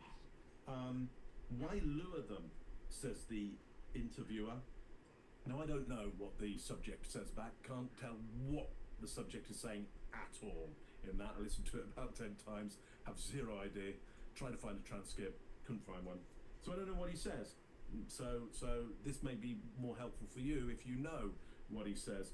But what I see on after what he says is lip compression, including the chin, come right in. Like what's that meme where they put, that dog doing that? Oh yeah, I'm afraid my dog has been involved in a sex scandal. Yeah, basically he does that gesture exactly. He looks off. There's then some asymmetry in the mouth as well, which can mean all kinds of possible things. It's not a good enough image for me to really see what's going on here, but enough asymmetry for me to go, something's going on there, and there's a single shoulder shrug on top of that as well.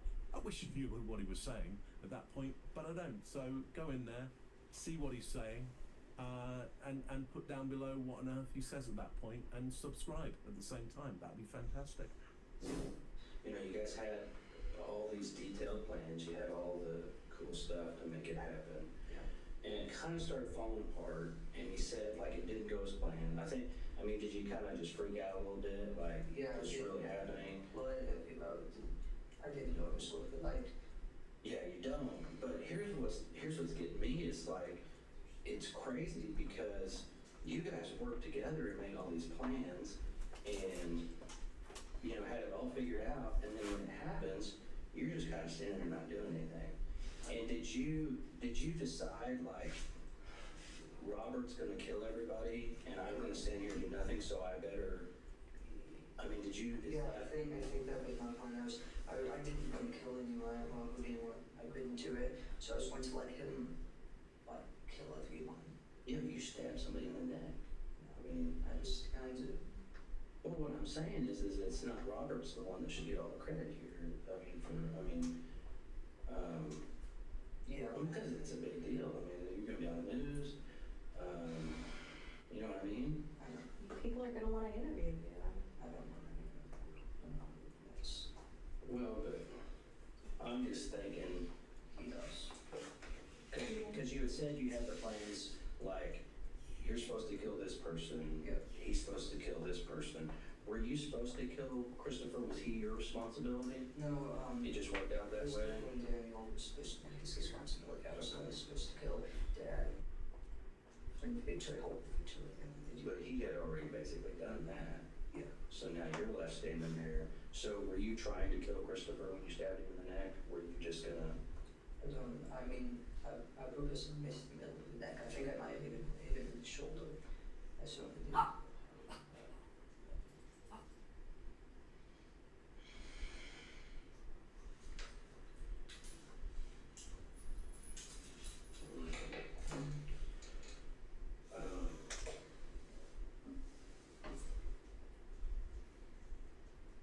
So, originally, your responsibility was Victoria and Dad. Yep, that's what I was supposed to take care of. Did you guys talk specific? Because you said the crossbow. So you said, you guys had it planned this is specifically how we're gonna do it. Yeah, it was very specific, unfortunately. I think he got his plan to move or something. It doesn't work out that way. Yeah.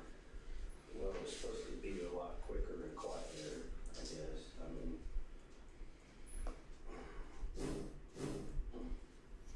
Did you say anything to Christopher? I just. No. So you stabbed him. Now it's several hours later. How are you feeling? This whole thing, feeling when you first stabbed, too getting caught,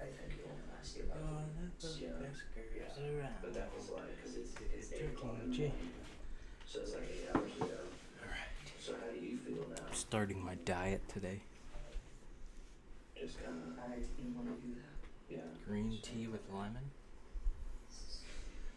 Old So you were paleo. saying Back to the paleo you grind. treated with, I guess when they were locked in the I don't have any bathroom food, and but what other room were they locked in? The bathroom, and then right next to it is that's office, Dan Wellington's old nurse office. Is it just one door to get into the bathroom and the office? No, there are two is like this, Right, like this, so like, like in the corner, kind of.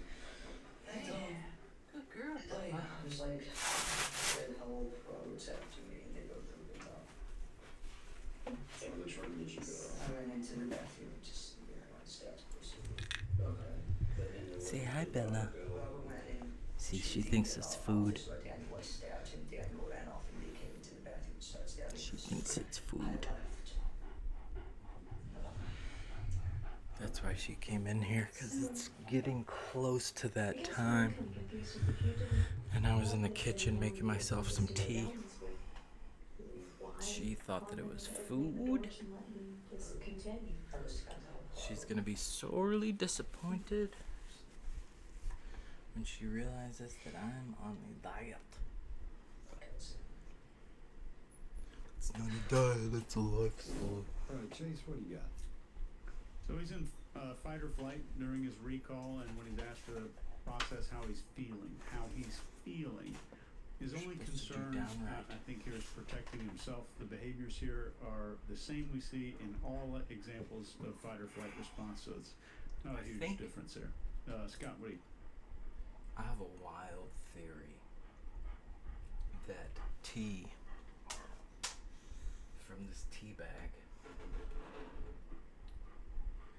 doesn't get absorbed by the water nearly as much if you put the lemon juice in the water beforehand. So just do water, then tea, and then let it steep, and then add the lemon juice. 'Cause it's something about the lemon juice.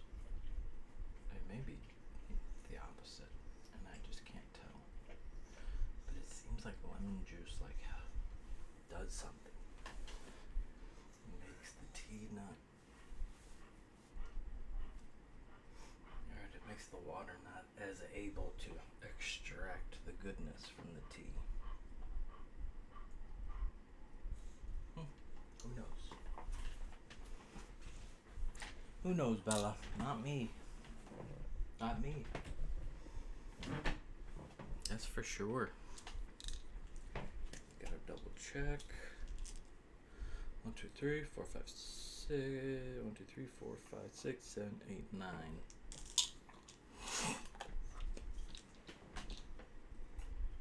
$3.25. Today is $3.29. Right?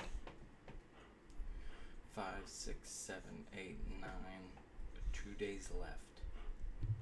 And 9 left. More than enough. See? My pharmacist is working with me and only giving me week-long prescriptions at a time, which helps a lot. But I may ask her if she could do a full month. Because it is 4 times or 3 times. No, it's 4 times more, 3 times more expensive. Because I have to refill it 4 times in a month instead of just once. And it's the same price. Like $7 if you fill it every week. $7 if you fill it for the month. But then if you fill it for 3 months, it's $21. It's a scam.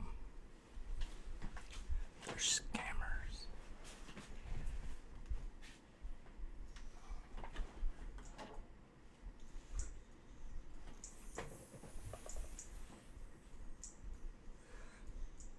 What do you got? All right, again, it's another great example of the detective matching the emotion of the kid. And at the very end, the kid sighs, and he sighs and looks down, and the detective sighs in the same way. So I thought that was brilliant the way he's doing it. He's doing exactly emotionally, from an emotional standpoint, what the kid's doing. Ooh. So at the same time, and the kid is looking at both the guy detective and the woman detective, and these are confirmation glances just to make sure that they're in or connected, just to see what they're thinking. You know, sort of check in and see how things are going. All right, Mark, what do you got? Yeah, so as we've been saying throughout, he's never at any point suggesting he wasn't involved. He's trying to minimise the extent to which he's involved. I'm not entirely sure why. I think the interviewer asked him later on, does he think that'll be better for him if he was involved less in some way? The body count was less for him. But clearly it's something he wants to do. He says, I just told him 3. I think the 3 is referring to the amount of people he may or may not have been involved with.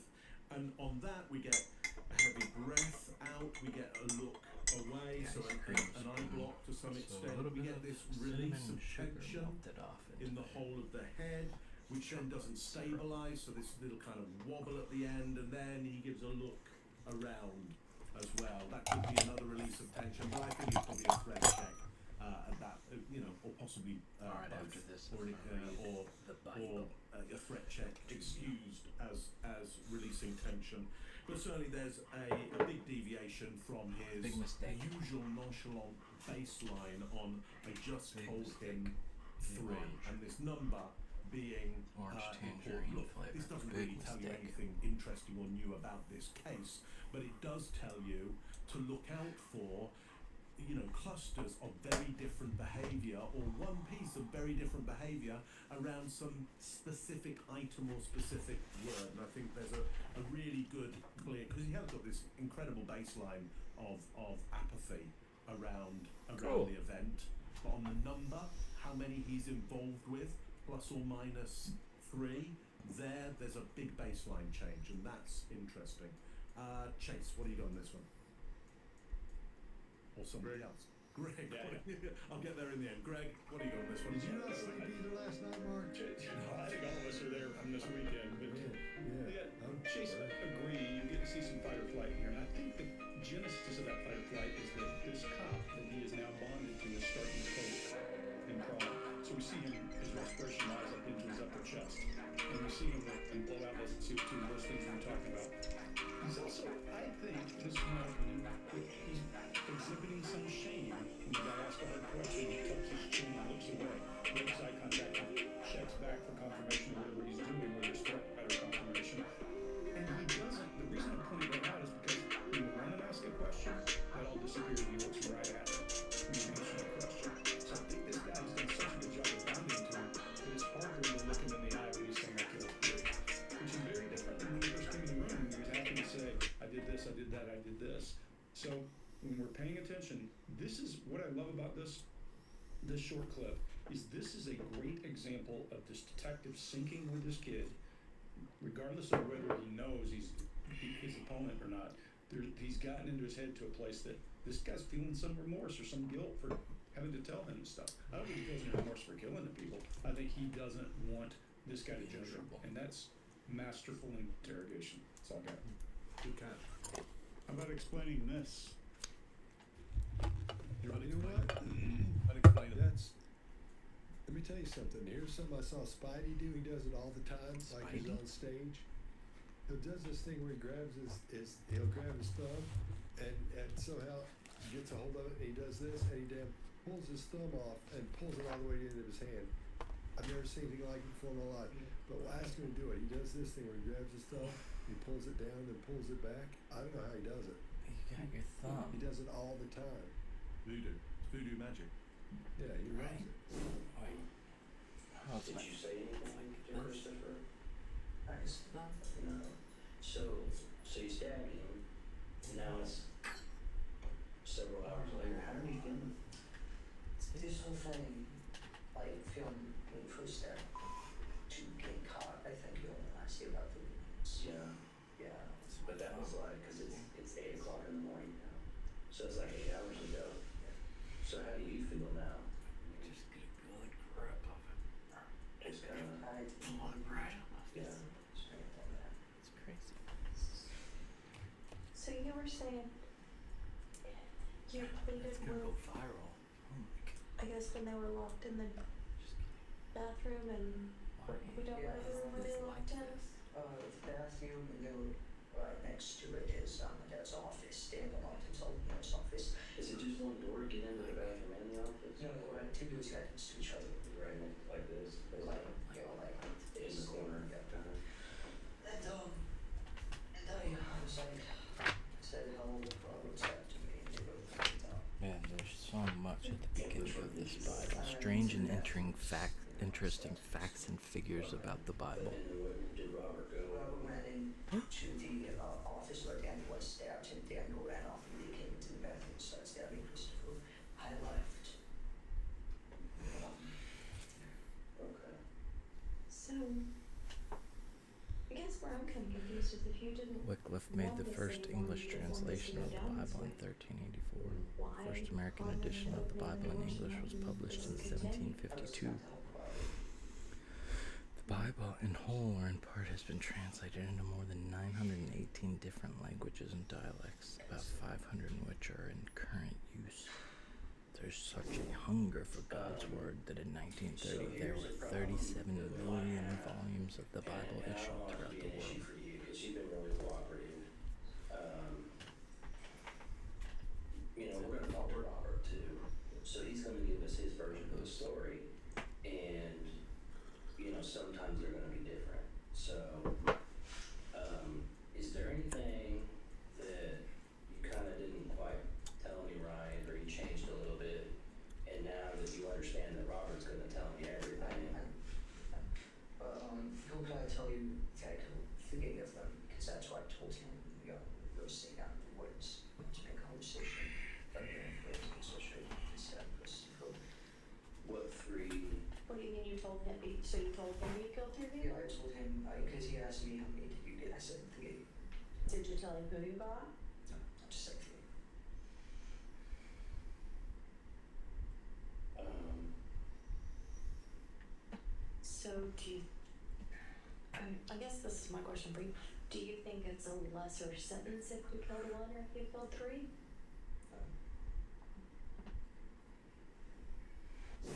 All right, Greg, what do you got? So they do a good bait question, or we know all if you're talking about shark for the same way. And I love, is there anything, is my note, is there anything? If you're sitting in an interrogation room, if you hear, is there any reason, is there, you should already know you're being set up. That is a setup. And not in the intelligence side, we would call that we know all. Hey, we know something you don't know we know, and we're going to see if you'll play with it. I just learned that cooked chicken is good for like 3 days in the fridge. And I'm a wild child, so to me that means like 6 days at least. Till it smells bad. But you can freeze cooked chicken. And it freezes well. Good to know. And that's where we go. He also tries, then this kid tries to do treating guilt. I'm going to tell you that I lied about how many people I killed to my brother. Although we know he killed 1. He's already admitted I killed 1 person, 1 of my family members. But I lied to him about 3. That's a trading guilt thing I always talk about. The person will try to throw out something, so you'll leave them alone about something else. There's and I said I can't start the chorus. Opinion is what he's doing here. He's not resolution to the issue. He's just gotten to the point where I'm resolved to it. This is the way it is. And I think that's what we see a lot of times in these people. Like we saw Bill Clinton, we saw Anthony Weiner, we saw the guys here that are on that picture. We're good. They do that once they're busted. Once they start, it's like I'll leave it with that. Chase, what do you got? One Bear big starts, thing here that I'll point out, and and this then is not a Springer, and then dig Bella. on them at all, but you should Bella never wants to. never mention sentencing inside of an interrogation room as an interrogator. You shouldn't be talking about that.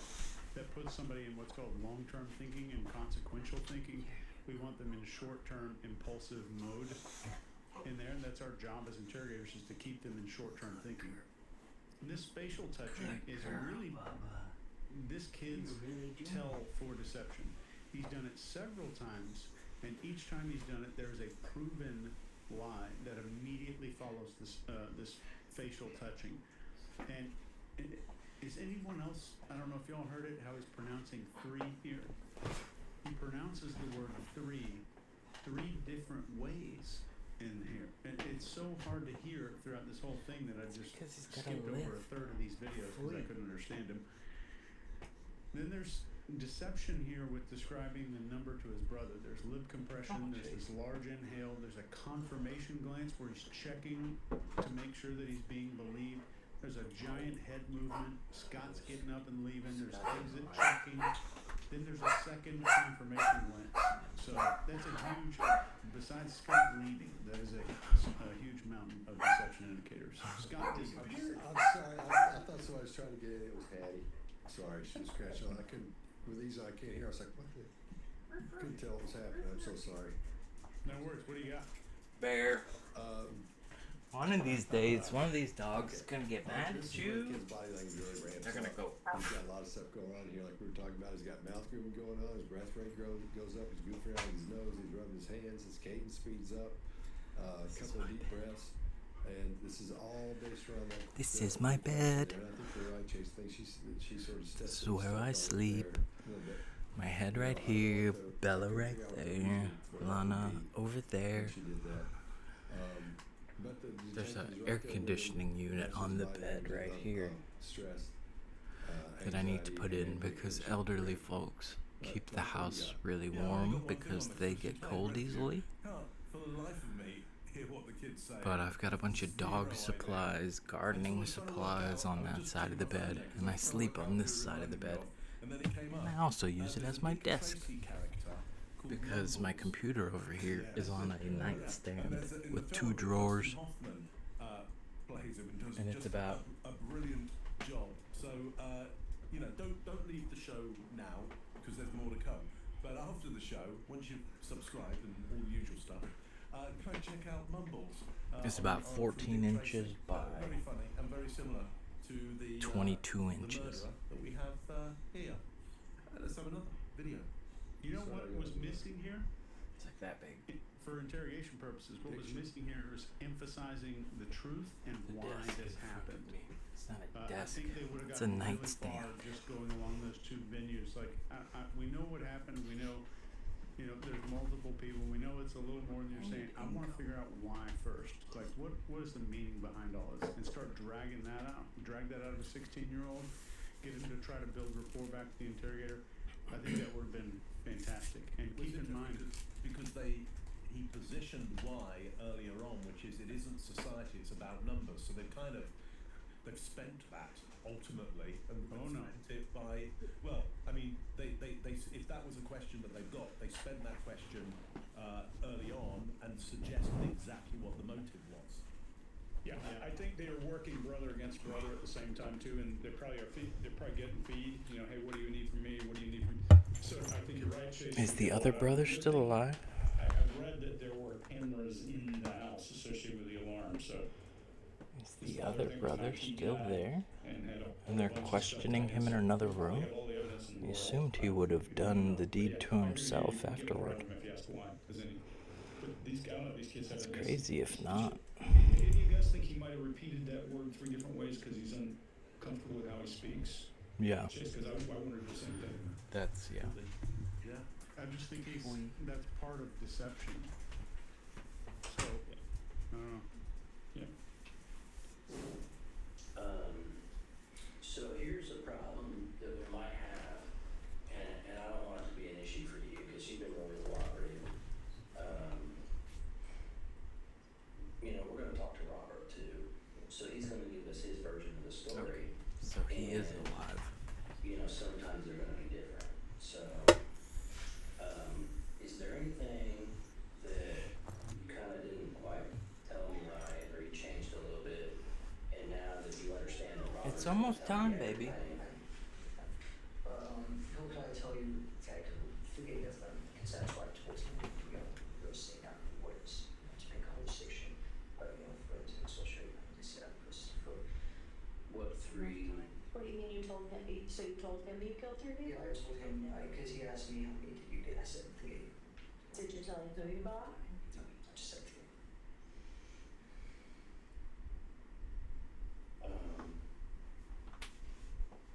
So do you, I guess this is my question for you. Do you think it's a lesser sentence if we killed one or if we killed 3? I'm gonna cook myself some chicken breast and broccoli for dinner. You're welcome to have some if you want. I don't know. I think Robert, he may have, there's going to be a lot of differences. That's what I'm concerned about. And we don't want you to come off as a liar. I mean, because you've been real cooperative. You seem like a really good kid. You know, you graduated high school early. You're designing games. I mean, there's all kinds of stuff you got going on. And so I don't want people to get that opinion. That's how it's done. They hate, they complain about my cooking every single time. They complain about everything, about whatever there is. So I just said, buy this for me. It's mine. Buy it for me. They're not paying me. So go grocery shopping for me. He's like, nobody likes chicken breasts. I'm like, good, because I do. So I'm cooking myself dinner tonight. And I just said to who I'm caretaking for, I'm cooking myself some chicken breasts and broccoli for dinner. You're welcome to have some if you want. And then I walked away. I mean, I never thought you would let this. So That's how you it's seem done. like a normal kid to me. And you seem like an honest kid. But see, I talk to people all the time, and I mean, I know when people are lying. She's probably going to say no because she doesn't like chicken breast, but I don't have to make it the way they want it. I'm going to make it the way I want it. If y'all want some, help yourself. If not, don't. I just am sick of them complaining.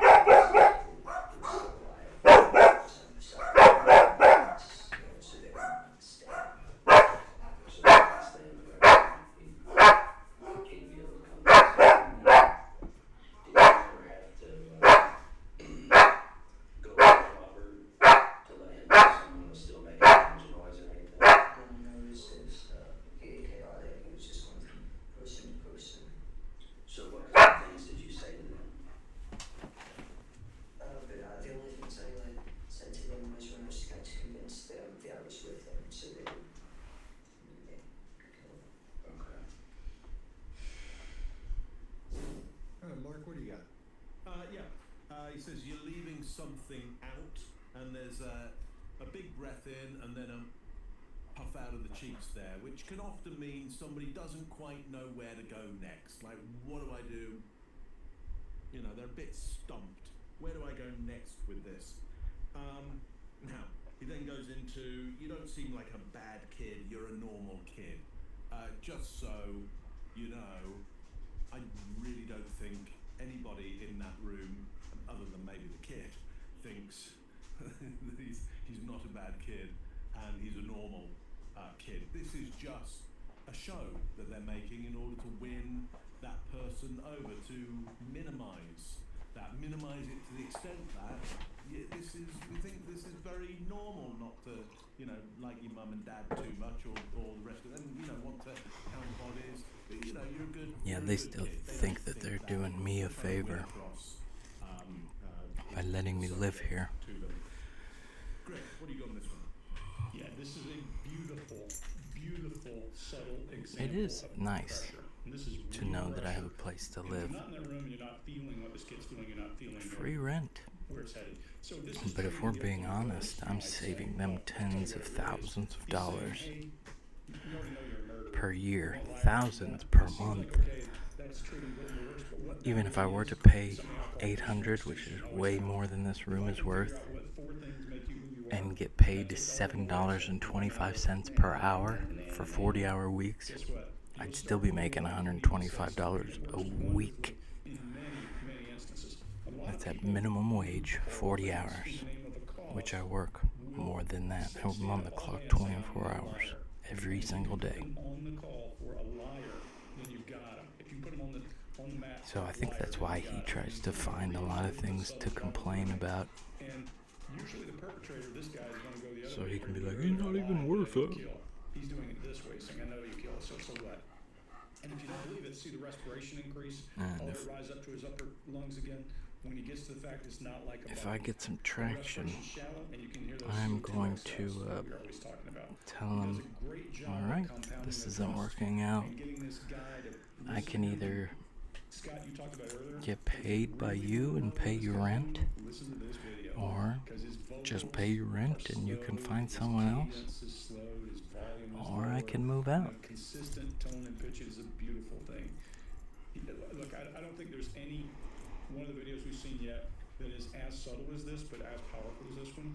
You It see takes his him like cadence of his he movements start to glitch, and he's not you an can also idiot. then see He's not. he's protective of his words, and you see his head shake and pause before he says anything.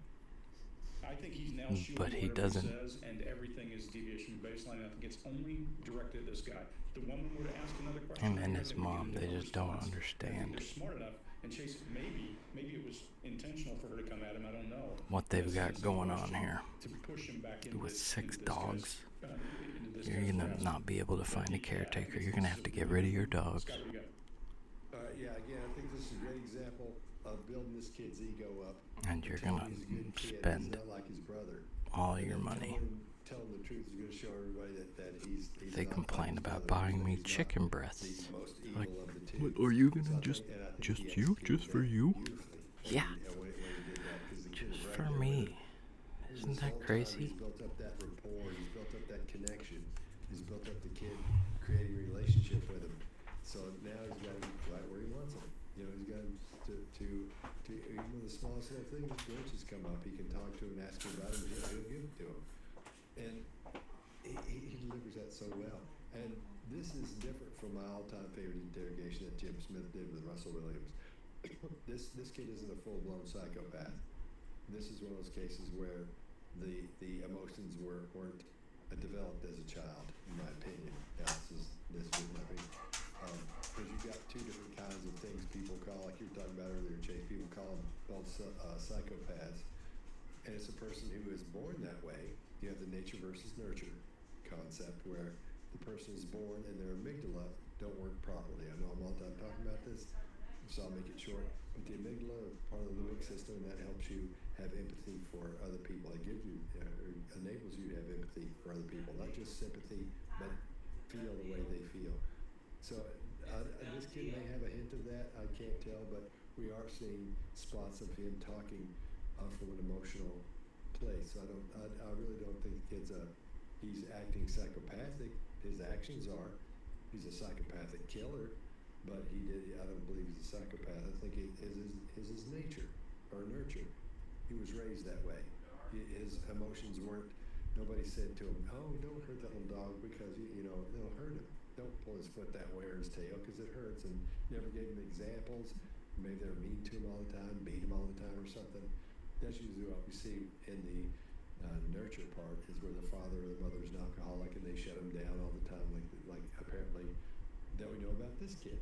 So I think that's what's happened here. We're not looking at a true the clinical psychopath. We're looking at somebody who is acting as has psychopathic actions. In other words, I guess you'd say.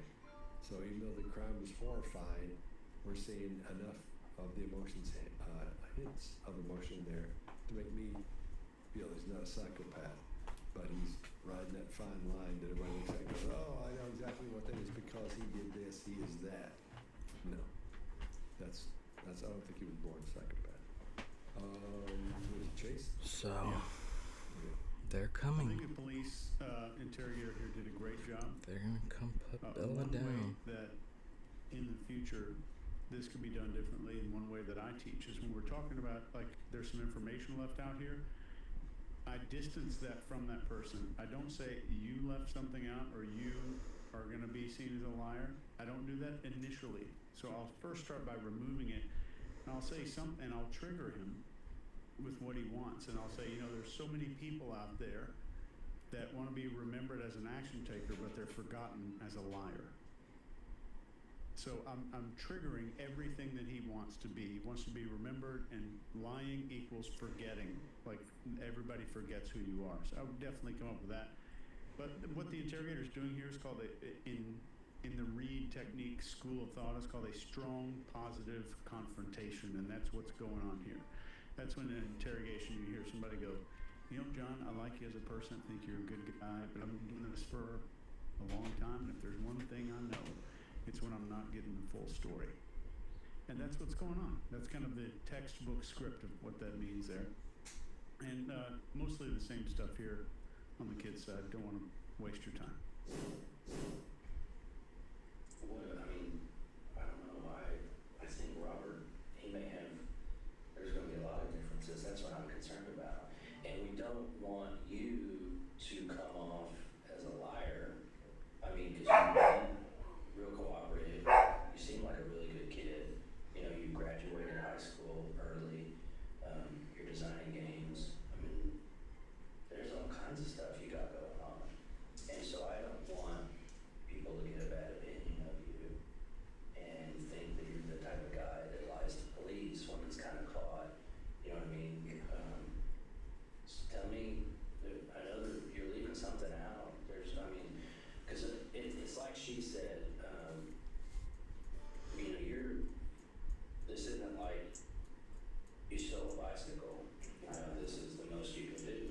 But, you know, so it's a big deal.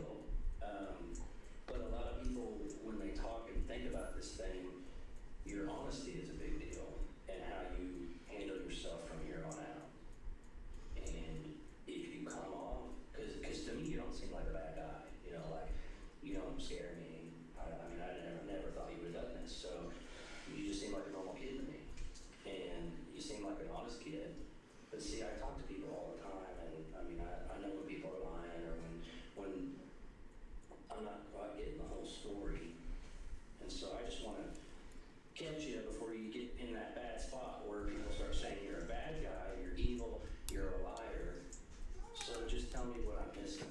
I mean, along with the dude thing, I was going around to like convincing the people who were still alive that like I was on their side. I called the police, you know, so they would like stay and get them. So they kind of stay on the ground, and he'd be able to come stab him again.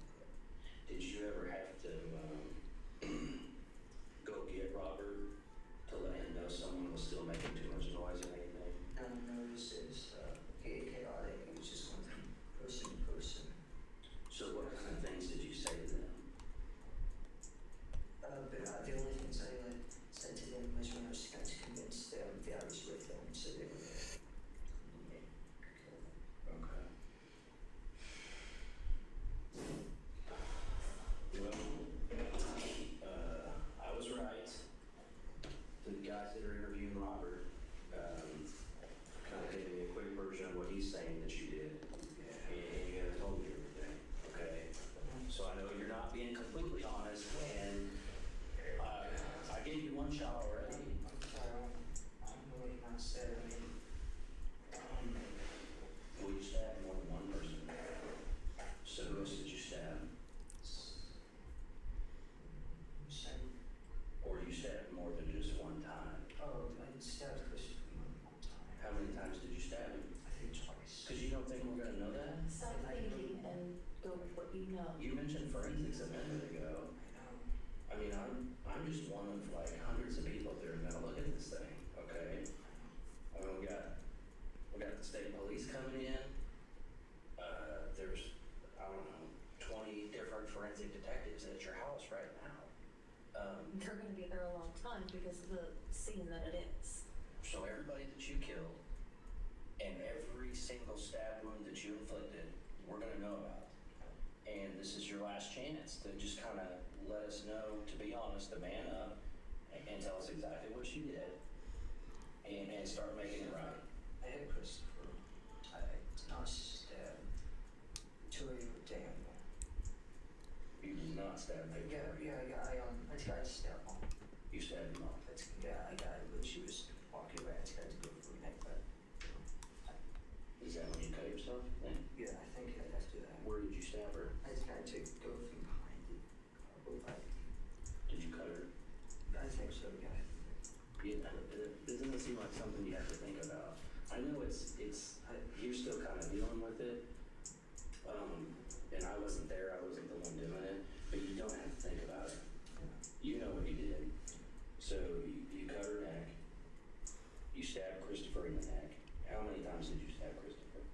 2 or 3. And who else did you stab? Besides mom. Because here's the thing, everybody's been stabbed, and you both had knives, and we know you both stabbed everybody. So you guys are kind of at the same level, and so now it's who's going to be honest and make this right, and who's a liar. Okay, which one do you want to be? I'm not. Okay, so you're a man of your word? Yes. Okay. And do you want to make this right and do the right thing at this point in time? Yes. Okay. What else are Right. you missing? You want to start over then? Come on. You tell us where you need to start.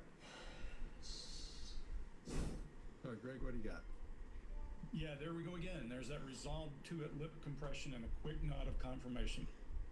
Yeah, I think that's where he's using it. There's a respiration increase, and his sentence structure is gone. Chase, you were talking about earlier, his pronunciation. We all said his pronunciation is bad, but his sentence structure disappears. And I think if you leave a guy alone, which they did just before this, they walked out for a couple of minutes, the person's head does all the work. When he's asking who else, watch his head jerk around like a squirrel in the road, and then he says, "Oh yeah, I stabbed mom." Like he just forgot that he stabbed mom. This guy sets the hook. I think we're running here. Mark, what do you got? Yeah, I think he responds here to the perception of being a man of your word. So he doesn't want to be perceived as a liar. It's very interesting where he's playing this moral dignity of telling the truth against the moral indignity of multiple killings. That somebody who would kill so many people and the indignity of that, he would actually move towards the idea of wanting to be seen as somebody who tells the truth. He does respond to this. So he has a nature of I guess, being self-centered rather than social. So clearly he has behaviours which are antisocial here. Doesn't mind killing people, does mind being seen as a liar. Scott, what do you got? All right, this is where everything changes for the detective. He comes in from talking to the other detectives, and he's a little bit worked up. So he knows that aggression is not going to work with a kid being too aggressive from an adult, the aggression from an adult. So he kind of tampers that down, but he tries to keep the rapport alive. And he gets to get the question about the kid being honest. He has to tell him that he cares, and he doesn't want anybody to think he's a bad guy. And that's why I asked if he's a man of his word. So you're talking to a kid, but ask him if he's a man of his word. So as the adult, he's saying, "You're a man, and are you a man of your word?" So I think that's what's going on there. That they built that rapport together. The kid's looking up to him at this point because it's probably the first adult in a long time that's been nice to him, tried to connect with him. Chase, what do you So, Yeah, I got it all. Uncle called his sister, and she's coming into town tomorrow to put Bella down. I don't know if it's the right call. I don't know if it's the wrong call either. So I know I don't want to plant any lifelong guilt on anyone, So I put a post on Nextdoor saying if she's coming tomorrow, then I'm gonna find somebody to come steal her. That's all there is to it. Stop thinking and go to I'll arrange it, but she'll be gone. I mean, I'm just one of like hundreds of people that are gonna look at this thing, okay? So, We yep. got the state police coming in. There's, I don't know, 20 different forensic detectives at your house right now. They're going to be there a long time because of the scene that it is. So everybody that you killed and every single stab wound that you inflicted, we're gonna know about. And this is your last chance to just kind of let us know, to be honest, to man up and tell us exactly what you did and start making it right. I hit Christopher. I not stabbed 2 of you with Daniel. You did not stab Victor. I stabbed mom. You stabbed him off. When she was walking back, I had to go for the neck, but Is Is that when you cut yourself then? Yeah, I think I'd have to do that. Where did you stab her? I just got to go from behind the Did you cut her? I think so, yeah. Yeah, this doesn't seem like something you have to think about. I know you're still kind of dealing with it. And I wasn't there, I wasn't the one doing it, but you don't have to think about it. You know what you did. So you cut her neck, you stabbed Christopher in the neck. How many times did you stab Christopher? 2 or 3. And who else did you stab? Besides mine. Because here's the thing, everybody's been stabbed, and you both had knives, and we know you both stabbed everybody. So you guys are kind of at the same level, and so now it's who's going to be honest and make this right, and who's a liar. Okay, which one do you want to be? I'm not. Okay, so you're a man of your word? Yes. Okay. And do you want to make this right and do the right thing at this point in time? Yes. Okay. What else are you Alright. missing? You want to start over then? I'm like, You tell us where you need to start. he stabs. I didn't stab. I stabbed Troy. Troy and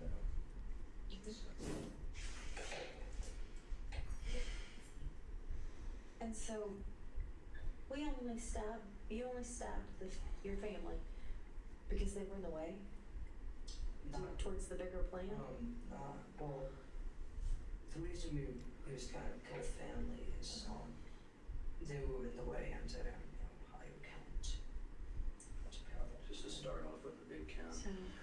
So, is this all a game? I mean, this higher count, I'm confused. Is this a game? It's, well, I was trying to become famous and get, set a record. Did you, now, because you said this yourself, you told Robert you killed 3, and so now we're stuck at the point where you've told us you stabbed Christopher and your mother. Is there one more person that you stabbed, and you didn't mention earlier? Okay. I can stick to my one that I ain't stabbed anybody else, but How do you feel about what you've done now? I didn't like it the minute it started. I mean, how do you feel about your mother? You watched her get stabbed, you cut her throat yourself, and you watched her bleed all over the place and scream. How does that make you feel? Think about it. You don't think about it. And Christopher, your little brother, you stabbed him in the neck. What has he ever done to you? So he's just a number. And how do you feel about that now? Pointless. It's what? Pointless. Pointless.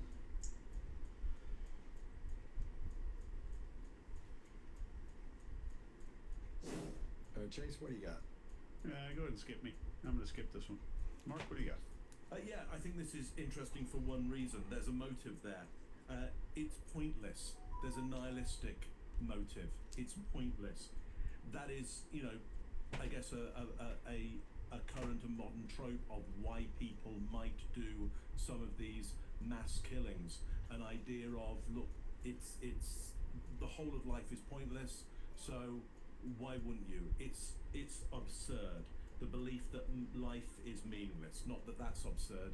The belief that life is meaningless is called absurdism. Like, who can make any head or tail of it? So, I would just suggest all of us, we always need to help people in some way understand that there might be meaning to stuff, whatever that meaning might be. And if you dismantle meaning, if you dismantle values, that's okay to dismantle them, but you have to put something else there instead. Because if there are no, I don't care what the values, I might, if your values come up against my values of my family, but ultimately, the real problem is when there is absolutely no meaning and everything is valueless, because then, why wouldn't you just do something like that? If you destroy values, you must replace them with something. Greg, what do you got on this one? You're back to microculture. Him and his brother have been in this dance of stupidity for however long, we don't know. We don't know what kind of influence they had from outside through the internet or what parenting, because we can't speak to that. But they have married themselves to an idea that everything is pointless and so they can do anything they want. And that is cult-like, when you are repeating to each other and there's no outside influence, and they have devolved to this. Here's the interesting piece in this video for me. If you're not sure what's going on, listen to that CO2 release. Watch him start to rock and distance from her. She gave him the answer, and he distances and repeats it. He suddenly realizes this guy is now judgmental, and this guy is judging him for all the things he's done, and he starts trying to accommodate the guy. That pointless word mark was his brother's word from the very beginning of this whole thing. So he's come full circle, and now he's back to that respiration, back to that lockdown piece. I think what we're seeing here is what he would have been when he walked in the door in the very beginning if this detective had not been masterful at getting him to talk. Now, did he find out anything that he didn't know? Don't know. But what he did do is effectively manage this kid to the point this kid opened up and started to talk. Scott, what do you got? You guys literally covered all the points, and it was all about being pointless that I had, and that part there, Greg, about that. So let's move on. And so, you only stabbed your family because they were in the way towards the bigger plan? Well, the reason we was trying to kill family is, they were in the way, and, I can't. Just to start off with a big count. So, is this all a game? This higher count, I'm confused. Is this a game? It's, well, I was trying to become famous and get, set a record. Did you, now, because you said this yourself, you told Robert you killed 3, and so now we're stuck at the point where you've told us you stabbed Christopher and your mother. Is there one more person that you stabbed and you didn't mention earlier? No. Okay. I can stick to my one that I ain't stabbed anybody else, but How do you feel about what you've done now? I didn't like it the minute it started. I mean, how do you feel about your mother? You watched her get stabbed, you cut her throat yourself, and you watched her bleed all over the place and scream. How does that make